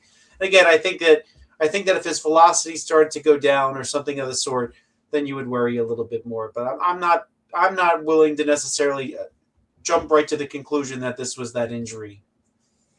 Let's look at Ed's got a question about the Braves. He wonders if the Braves are feeling the surging Phillies nipping at their heels. They play each other 7 times coming up here. Yeah, I mean, from my perspective, the Braves kind of have their own problems. I mean, you look at their last 10 games, they're 3-7. Well, of course, the Phillies have gone 9-1, and 3.5 games is not that big a number if you're the Phillies trying to catch up. I mean, there's only like 5 weeks left. I mean, right, the playoffs start in late September this year, right? So, I think that 3.5 game lead is something that maybe the Phillies could at some point match up. I still tend to think that the Braves are your division winners. When you look at the Braves right now, they're about to start a series against Los Angeles in Los Angeles. While the Phillies are playing the West Coast teams, they're playing the West Coast teams. So they've got a tough road this next few days. Maybe the Phillies can battle back against the Mariners. I can see them becoming even at some point. But to me, those games that they have head-to-head, 7 games, I think the Phillies, if they can't just win the series or the season series. Well, the season series is kind of lost thanks to those sweeps earlier. But of those 7 games, the Phillies need to go like 6-1, I think, to really make a difference that's going to win them the division. But other than that, I mean, I think the Phillies, when you look at their schedule, you look at the Braves' schedule, the Braves' last 9 games are against opponents that are less formidable, while the Phillies have to face the Brewers, who are a really, really good team and a team that's fighting to get into the playoffs, not just to get in the playoffs, but to get home field advantage throughout the playoffs. And then the Phillies also have to face the Rays, who are doing the same thing in the American League. So I think the Phillies have a little bit of a harder stretch there at the very end, which I think will probably tip it to the Braves, unless the Phillies just come in and face the Braves and maybe win 6 out of the 7. I mean, I think it's still the Braves division, but the Phillies have shown the last 10 days they can surge. If they're surging at the right time against some of the best teams, then maybe it'll be a different story. But I still think that the Braves probably, even though they're struggling now, put enough distance along the way. Even though the Phillies have closed the gap some twice, I think they put enough distance there that Atlanta might edge this one out at this point. We got a lot of text messages for you earlier in the show for today's mailbag. Thea from Mace Landing says she has no more confidence in Wheeler. Since he wasn't chosen for the All-Star game, he's gone downhill. And she says, I hope we don't have to rely on him hopefully we don't have to rely on him in a crucial situation. I feel like that's an interesting point, though, is, this version of Wheeler, you certainly can't think as a top of the rotation guy if he's still struggling going into the playoffs here. Yeah, the good news is they still have 5 weeks to really work this out. I would agree. I mean, you'd feel less confident about him as you go down into the playoffs if he's like this down the stretch. But I mean, you look at the small sample size relative to his career. You have to think that he's going to pull out of this at some point. Again, if there's no injury and his velocity is the same. But on the other hand, I mean, would you feel extra confident that Andrew Painter or Aaron Nola could do that going into the playoffs? Would you put them right into the playoff series? I understand that the hot team tends to win playoff games, but there's time to work this out. But Got an I would interesting not. start for Nola tonight to see if he can. I mean, this will be his last start of August. The team's been 3-1 in the month of August with him pitching, and he's pitched pretty good in all 4 of those starts. Yeah. I mean, Aaron Nola was someone that you were just trying to get by his start, and it was kind of hard when the fifth spot in the rotation wasn't doing anything either. But now he's become a real asset. So I think you feel pretty good about the Phillies facing the Mariners, especially because Seattle, their stadium's a little bit bigger. We know Nola has been prone to the long ball at times, and I think he pitches really comfortably in places like San Diego and Seattle too, where he knows that there's a little bit more wiggle room. And when he pitches with confidence, I think he's been pitching pretty well lately. All right, this one was from Glenn in Absecon. He says, I never understood the narrative expressed on the radio that the NL East was over a month ago. When you have a 162-game season, there's going to be winning and losing streaks without making it possible for there to be so many changes within the division. Atlanta is good, but they definitely can be caught and even surpassed with their series coming up. The division isn't over, but Wheeler has to be better. Now, I understand what he's saying, but when you're 9 back in the middle of August, that's a pretty hard, hill to climb. It just happened to coincide that they had a 9-game win streak when the Braves lost 7 out of 9. Yeah, I mean that certainly helps, and I think we're talking about likelihood here. I mean, one of the reasons Sunday's game was so memorable is because the likelihood was they were not going to come back. Does it happen now and then? Absolutely. Is it the regular thing that happens? No. So the Braves didn't fall apart. They didn't have any major injuries the last couple of weeks. They've just been scuffling a little bit. So I think the Braves still have a lot of the talent that you would want. It's still a very, very good team. I don't think they're going to roll over. But yeah, I mean, I think that if the Phillies are not out of it, that's for sure. But like I said, if they go 6-1 against the Braves, then and just think about that too. If you go 6-1, you're only picking up 5 games, right? Because one of those that loss needs to be canceled out by a win. So I say only 5 games. Yes, that would put them ahead of the Braves, but there's still a lot of baseball outside of that. So it's a tall task at this point. The closer you get to the end, the bigger the 3.5 games are. and that was the point. You're in mid-August to get 9 games up when you only have 40 games left. Is you need a lot to go right on nights that you win, meaning they have to lose almost every single time you win, and that's a lot to ask. You won 9 straight just to get it to 3. Now you're 3.5 with that loss last night. One question for Frank was, Frank, what do you see Nestor Cortez' role being on this team? Well, I think that's something he's got to determine by his play. I think the Phillies were smart. They grabbed depth. I don't think that they necessarily plan to slot him right in the rotation because, in fact, right now I don't know that there's a spot for him the way that Andrew Painter and Aaron Nola have been pitching, whereas 3 weeks ago you might have thought there was an obvious spot in the rotation. So I think Cortez, they signed him. I think talent that just costs you money didn't cost some prospects in a trade, and you still need depth, right? Because the Phillies weren't able to land a starting pitcher at the trade deadline. The only way you get it is figure out who's available, and Cortez is coming back from injury right as the Phillies certainly need somebody. So he just cost them money. He's going to head to Single-A Clearwater, pitch there a while, try to get himself in baseball shape. Even though he's feeling better, he's got to get things going on, and really they kind of see it as a depth move and somebody who's experienced. And can he help them? I don't think they even know for sure, but getting him in your organization, he's an option maybe for later. Question in the mailbag for Frank from Andrew. He wants to know, will it ever get better than the game on Sunday afternoon? Yeah, so World Series, right? I think, that was certainly one for the ages. By the way, all you'll the like people this, that Frank. left. You'll like this, Frank. On Sunday, I did a little brewery tour. I did 4 different breweries on Sunday. So we started at one for the first 3 innings, and we went to another. And by the time we were at the last one, my buddy says to me, this game's over. It was 4-0 in the 8th. I said, we'll see. And sure enough, we were at one of the breweries, the last one, when the Phillies made the big comeback. Watch the Schwarber home run. Yeah, I was at a brewery as well. I was at Second Sin Brewing in Bristol, Pennsylvania. No, I showed him your Excel spreadsheet. Yes, I got my Excel spreadsheet with the 300 breweries I visit. I don't know if it's approaching 300. I got a long way to go to catch your 300, but we were going through it. We did 4 on Sunday, and we were watching the Phillies game, just kind of relaxing. And I was up in actually not your neck of the woods, but a little bit more west of here.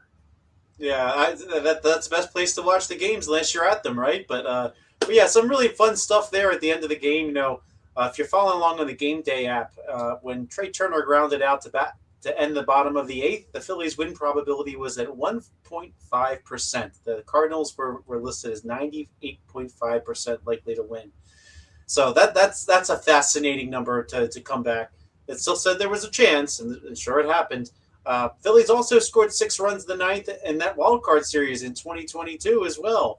But the one thing that's kind of funny is the Phillies hadn't had a walk-off home run since June 9th, 2023, over 3 years ago, but that was also by Kyle Schwarber. So, I think this is the type of moment that really gives the team a lot of confidence. So, we'll talk about your playoff chances. I think you feel a lot better going to the playoffs knowing that you can overcome that. I think even last night, the Phillies were down 5-1, right? Because they scored first, pardon me. But, you kind of felt like they were in it, even as they got a second run. The Phillies didn't really seem like out of it until it got to about 8, right? But games like that, I think that they impart to a team that they have an option they have the opportunity to come back. Whereas maybe earlier in the season or certain moments in the season, you're like, forget it, this one's done. Much like the game where Andrew Painter gave up the grand slam and then hit a batter. You thought the Phillies were out of that one too. So I think that really did make a difference, for their confidence going forward and for what it meant for players off the bench, right? Brian De La Cruz, right? I think kind of a big part of this surge by the Phillies. I mean, getting some big hits at key moments. And this was a guy that didn't make the team for Dylan Moore, at the beginning of the season. So this is good. Well, somebody brought up a question earlier, Frank, and I kind of broke it down, see what you think. Somebody brought up the question earlier about should they have brought Ranger Suarez back? And I asked, they put $10 million into Adolis Garcia and $11 million into Keller, 2 guys who aren't helping you at all. So I know hindsight is 20/20, but could you have just said, look, we could get as much out of De La Cruz as we could of Garcia and saved yourself $10 million. You could have always traded for Derek Hill anyway. And then relief pitchers are so volatile. To spend $11 million on a relief arm, you would have had $21 million that you could have put towards bringing Ranger Suarez back. Yeah, I think the Phillies did have some concerns about his durability. I think that's fair. I mean, he has missed some time this season as well. His back injury that he's had in the past, that's something you're a little worried about. But I think I'm by the way, I'm a big Ranger Suarez fan, and I've always been. But I think they weren't so much worried about this year, but they were more worried about 4 years from now, right? When he's 34 years old, and maybe some of that stuff kind of catches up to you. So I think in their minds they went for Jesus Luzardo instead, and he hasn't let them down. He's been a good option too. But for me, I just, of course, as a baseball fan, I don't care about how much money it costs. I just want the best pitchers all there, just stack them up, right? So yeah. But it was it's a calculated risk. I mean, I think if you feel a lot better right now than there. You think about all the money they have wasted, guys like Castellanos and Garcia and Keller, the amount of money and Walker, the amount of money that is out there for guys who were not helping you at all. Yeah, that's a very fair point too. That there is a lot of dead money on this team, but I think that they were worried enough that that would be the type of contract for the Phillies in 2030, 2031, maybe at the end of the deal. But again, let's hope for his sake he's healthy this whole time. But yeah, I think there was just enough. When you look at him the last few years, I mean, even last year he only made 26 starts for the Phillies. The year before that he only made 27. The year before that only 22. He hasn't given them a full season for 3 years, the last Fair. 3 years of the Phillies deal. So I think that was enough for them to make that Luzardo deal going into last year and then extending him to basically the same contract that Suarez ended up getting. Noah's watching. He says it's been nice to get contributions from Bohm and even JT. It seems like the only guy who perpetually stinks is Turner. I don't see how you can go the postseason with an anchor in your number 2 spot. That's an interesting point. Bohm, I don't know if you want to comment on what's gotten into him. I mean, he raised his batting average at this stage of the season by almost 20 points. Is pretty impressive. But Turner just seemingly, and he makes the error last night. I mean, it just seems that Turner has not been able to get any hot streak going. Yeah, he's had his moments. He's certainly been coming and going. I think, I think that when the glove is bad when his bat is bad. I feel like he's carrying his struggles at the plate into the field, and that's been the story of Trey Turner this year. But yeah, this month of August hitting just 220. He's got to be better than that. He's only getting on base, not much north of the 200 mark. He's 293, I think, in the month of August. He's been getting on base. He needs to be higher than that if he's in that part of the lineup. So yeah, that remains a concern. I think that's something you just have to stick with right now. I mean, the Phillies really essentially. I mean, JT Realmuto, he is 35 years old, and they're trying to get the most out of him behind the plate. He can't hit higher up in the lineup. You need to have him further down.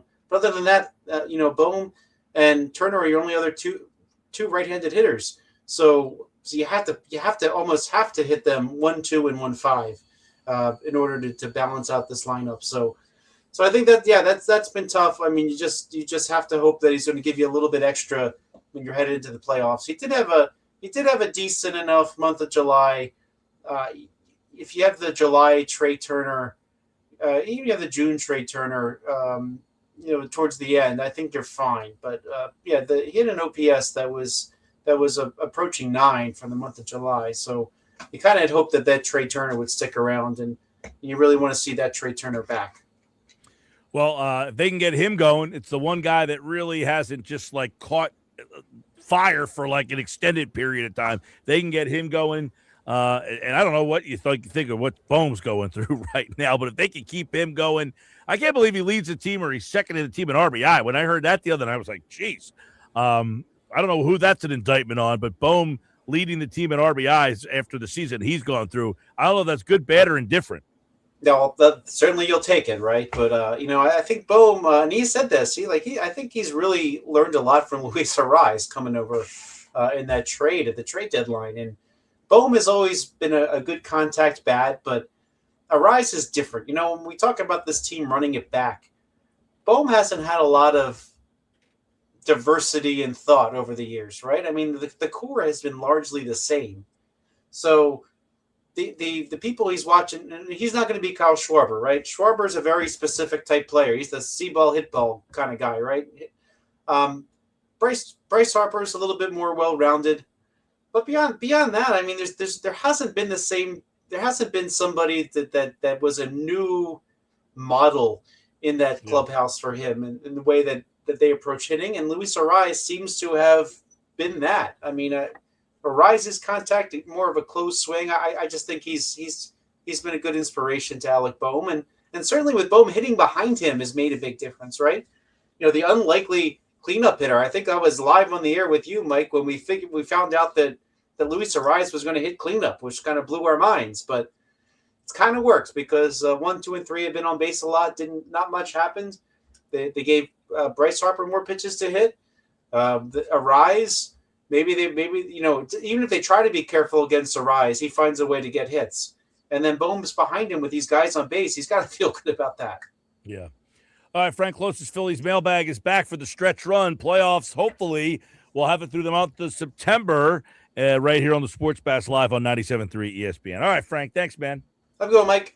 There's the mailbag. Frank Klose, everybody. You can always Send your questions in, variety of ways, text board, YouTube, Twitter X, and of course the Sports Bash this hour here on 97.3 ESPN. It is brought to you by Cross County Connections. You can check them out. Cross County Connections gives you the opportunity to remind you that whether you're behind the wheel or on a bike, safety starts with following the law. New Jersey bicyclists riding at night must use a white front light and red rear light visible from 600 feet away. Drivers, remember the safe passing law. Give at least 4 feet when passing people, walking, or biking, or slow down when it's safe. Share the road, save a life. The message from New Jersey Division of Highway Traffic and Safety and Cross County Connections. Learn more at driveless.com. Coming up, stick around. Phil's, I don't know if we'll get the lineup. It came out right at the end of the show last night, right after 6, so we might get it. I know Nick Sirianni is supposed to talk here in about 20 minutes as the Eagles have practice tonight at Lincoln Financial Field as we get you ready for the Friday preseason finale. And then we're getting ready for the start of the season. Looking forward to that. We'll have more Sports Bash next, 97.3 ESPN.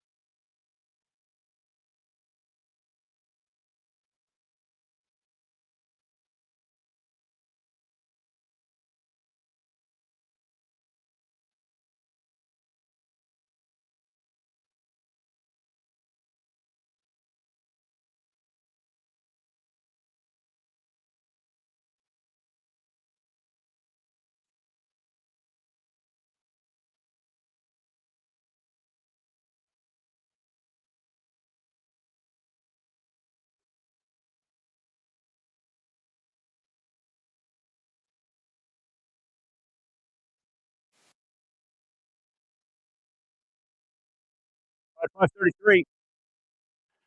Rolling along on a Tuesday. Do you remember coming up? We've got Eagles football back Friday night, and it's the last preseason game. This happens every year. It's like you're ready for football, and then you get that first preseason game, and then you want the real stuff. But the last preseason game for the Eagles, we talked with Adam Caplan earlier. It does have some storylines in it. Most of it is backup stuff. Don't get me wrong. There's no starting positions up for grabs. The starting 22 is set. The only spot would be really fourth, fifth receiver, and I don't know how much of a role those guys. More this year than years past. Who are some of the backup offensive linemen? There's not really a starting position up for grab.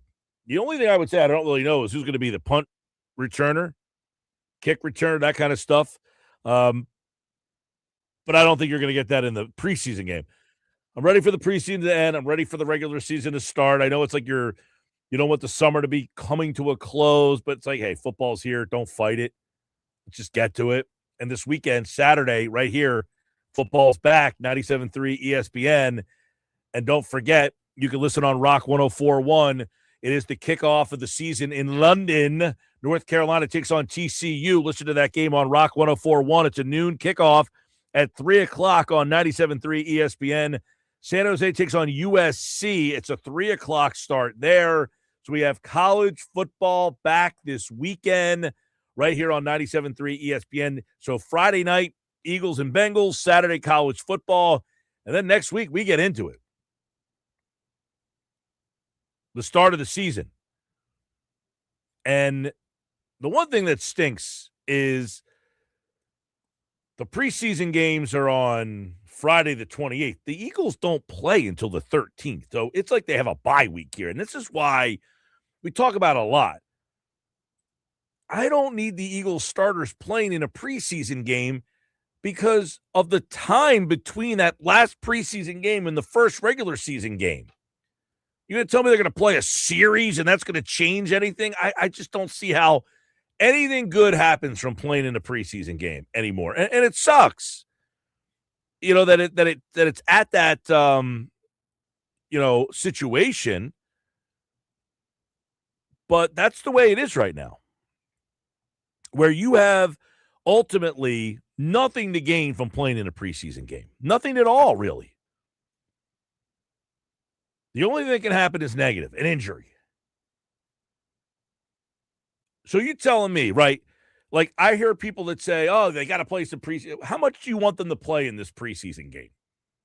And they're not going to play. I mean, but how much do you really want them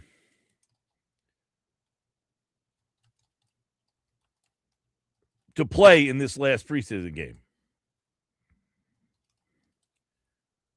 To a full half? If they play a full half, all right, let's just say they play a half. The starters, they're sitting for 2 weeks before the start of the season.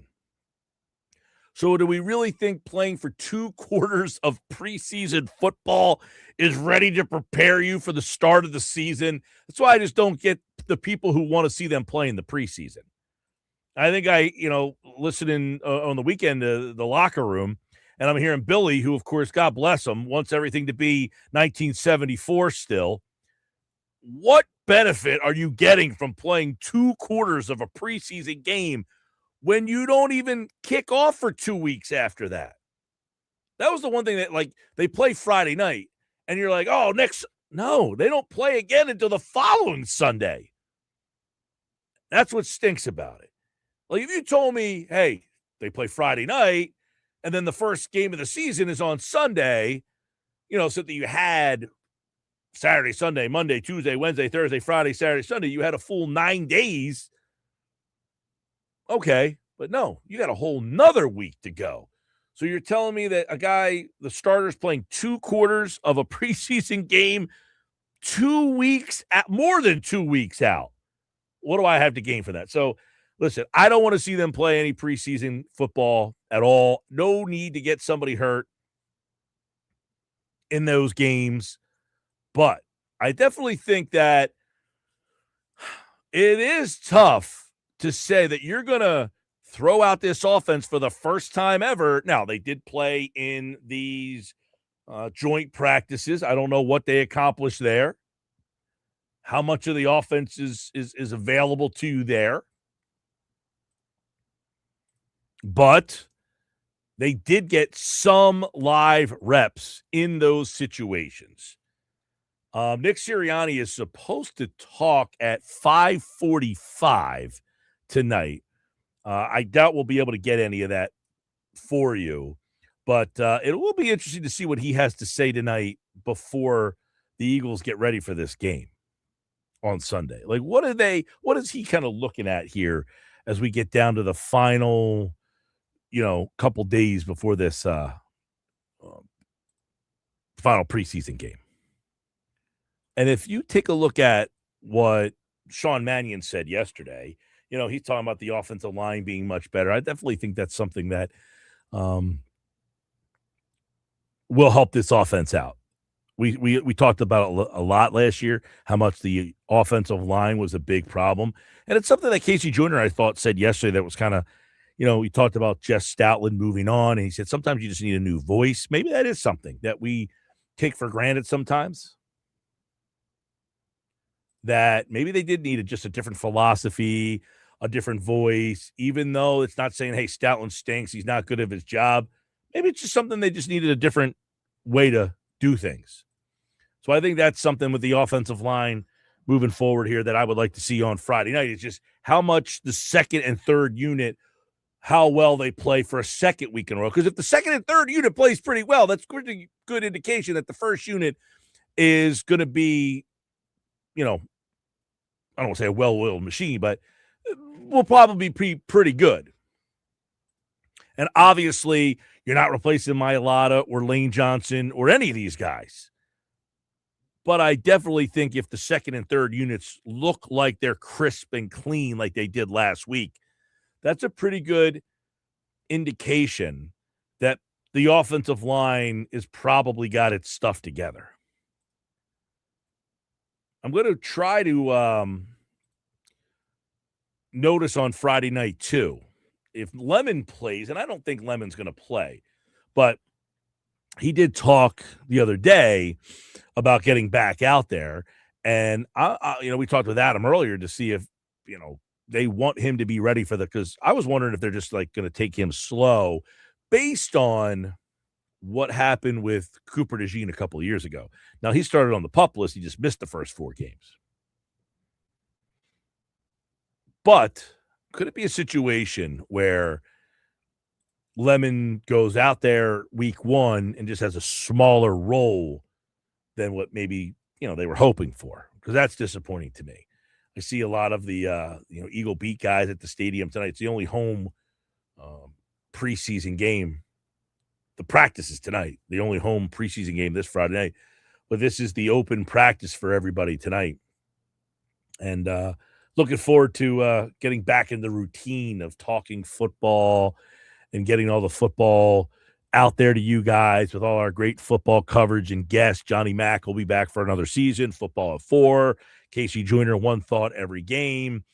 Find 5, Ugly 5.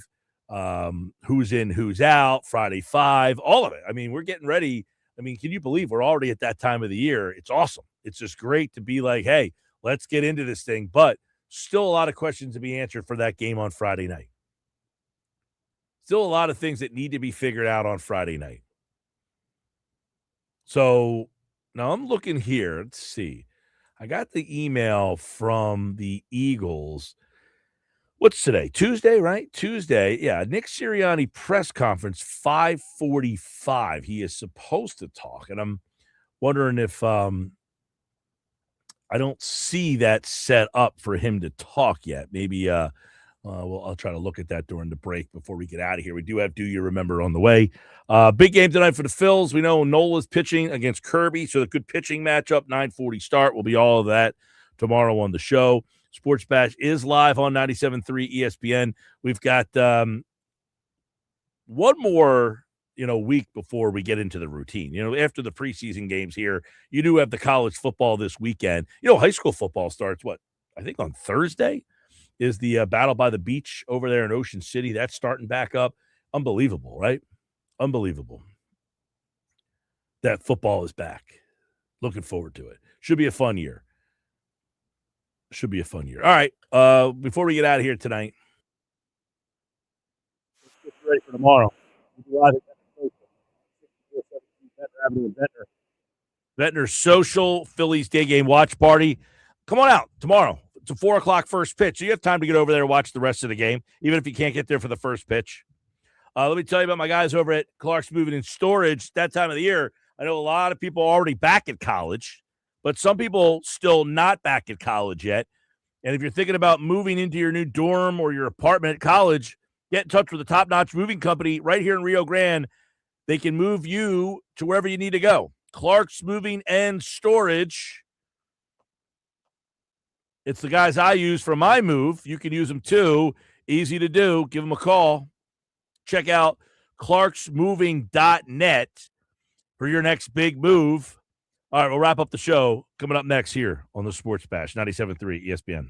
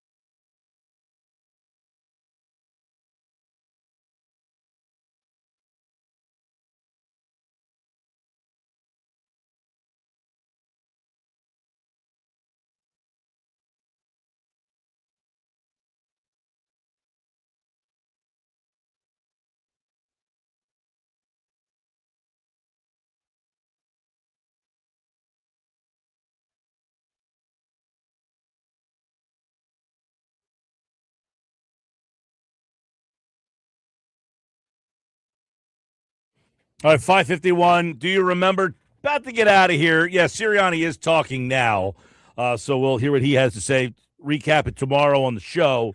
Do you remember things that happened on this day? It's August the 25th. Let's go Philly sports. How about this? I know it's 1900, but on this day in 1900, the Phillies won their 10th straight game. They beat the Pirates. It was a big day by Sam Thompson. But how about that? In the year 1900, the Phillies did win their 10th game. They couldn't get it done last night. They lose, of course, and boo-hoo for that one. Also on this day, 1922, the Phillies had the highest scoring game in Major League Baseball history. How many people remember how many runs were scored in the game between the Phillies and the Cubs? 49 runs at what was then known as Cubs Park. It is now Wrigley Field. The Cubs won the game 26-23. The Phillies had an unbelievable comeback. 8 runs in the 8th, 6 in the 9th, 14 runs in the last 2 innings, but lost 26-23. That's what happened in Philly sports on this day. Also on this day, a couple other interesting national stories. Dwight Gooden, 1985. Dr. K becomes the youngest pitcher in Major League Baseball history to win 20 games. He did it at the age of 20. He goes on to win the Cy Young that year. He was 24-4 with a 1.53 ERA. That is the second lowest ERA in the live ball era, only behind Bob Gibson in 1968. Dwight Gooden, Dr. K, 1985, 24-4, the 1.53 ERA. Now, I don't know that we'll even see a 20-game winner, but 24-4, 1.53 ERA. Dwight Gooden, 20 years old, 1985. I kind of remember that vividly, and I wasn't very old. I like 8 years old, and I'm like, dude, this guy's unbelievable. Also on this day, the very next year, 1986, Mark McGwire hits his first ever home run. He would finish with 583 home runs. He hit his first on this day in 1986. And then finally, Cowboys quarterback Tony Romo suffered an injury in a preseason game. Dak Prescott takes over. He leads the Cowboys to a 13-3 record. Romo would play just one more game in his NFL career. He threw 4 passes in a Week 17 game, and we never heard from him again. And we might never hear from him again as a broadcaster. It all happened on this day, August the 25th. How about that? So, tomorrow we're back. We're over at Ventnor Social for the Phillies Day Game Watch Party. We invite you to come on out and see us. Stop out, Ventnor Social, 6417 Ventnor Avenue in Ventnor. We'll be live. Phils, Mariners. We'll recap tonight's game. We'll get you ready for tomorrow's game. We'll zone a little bit more in on the Eagles and all their battles. It's the best of the Sports Bash Hour coming up next right here on 97.3 ESPN. Have a great rest of your Tuesday, everybody. We'll talk to you tomorrow.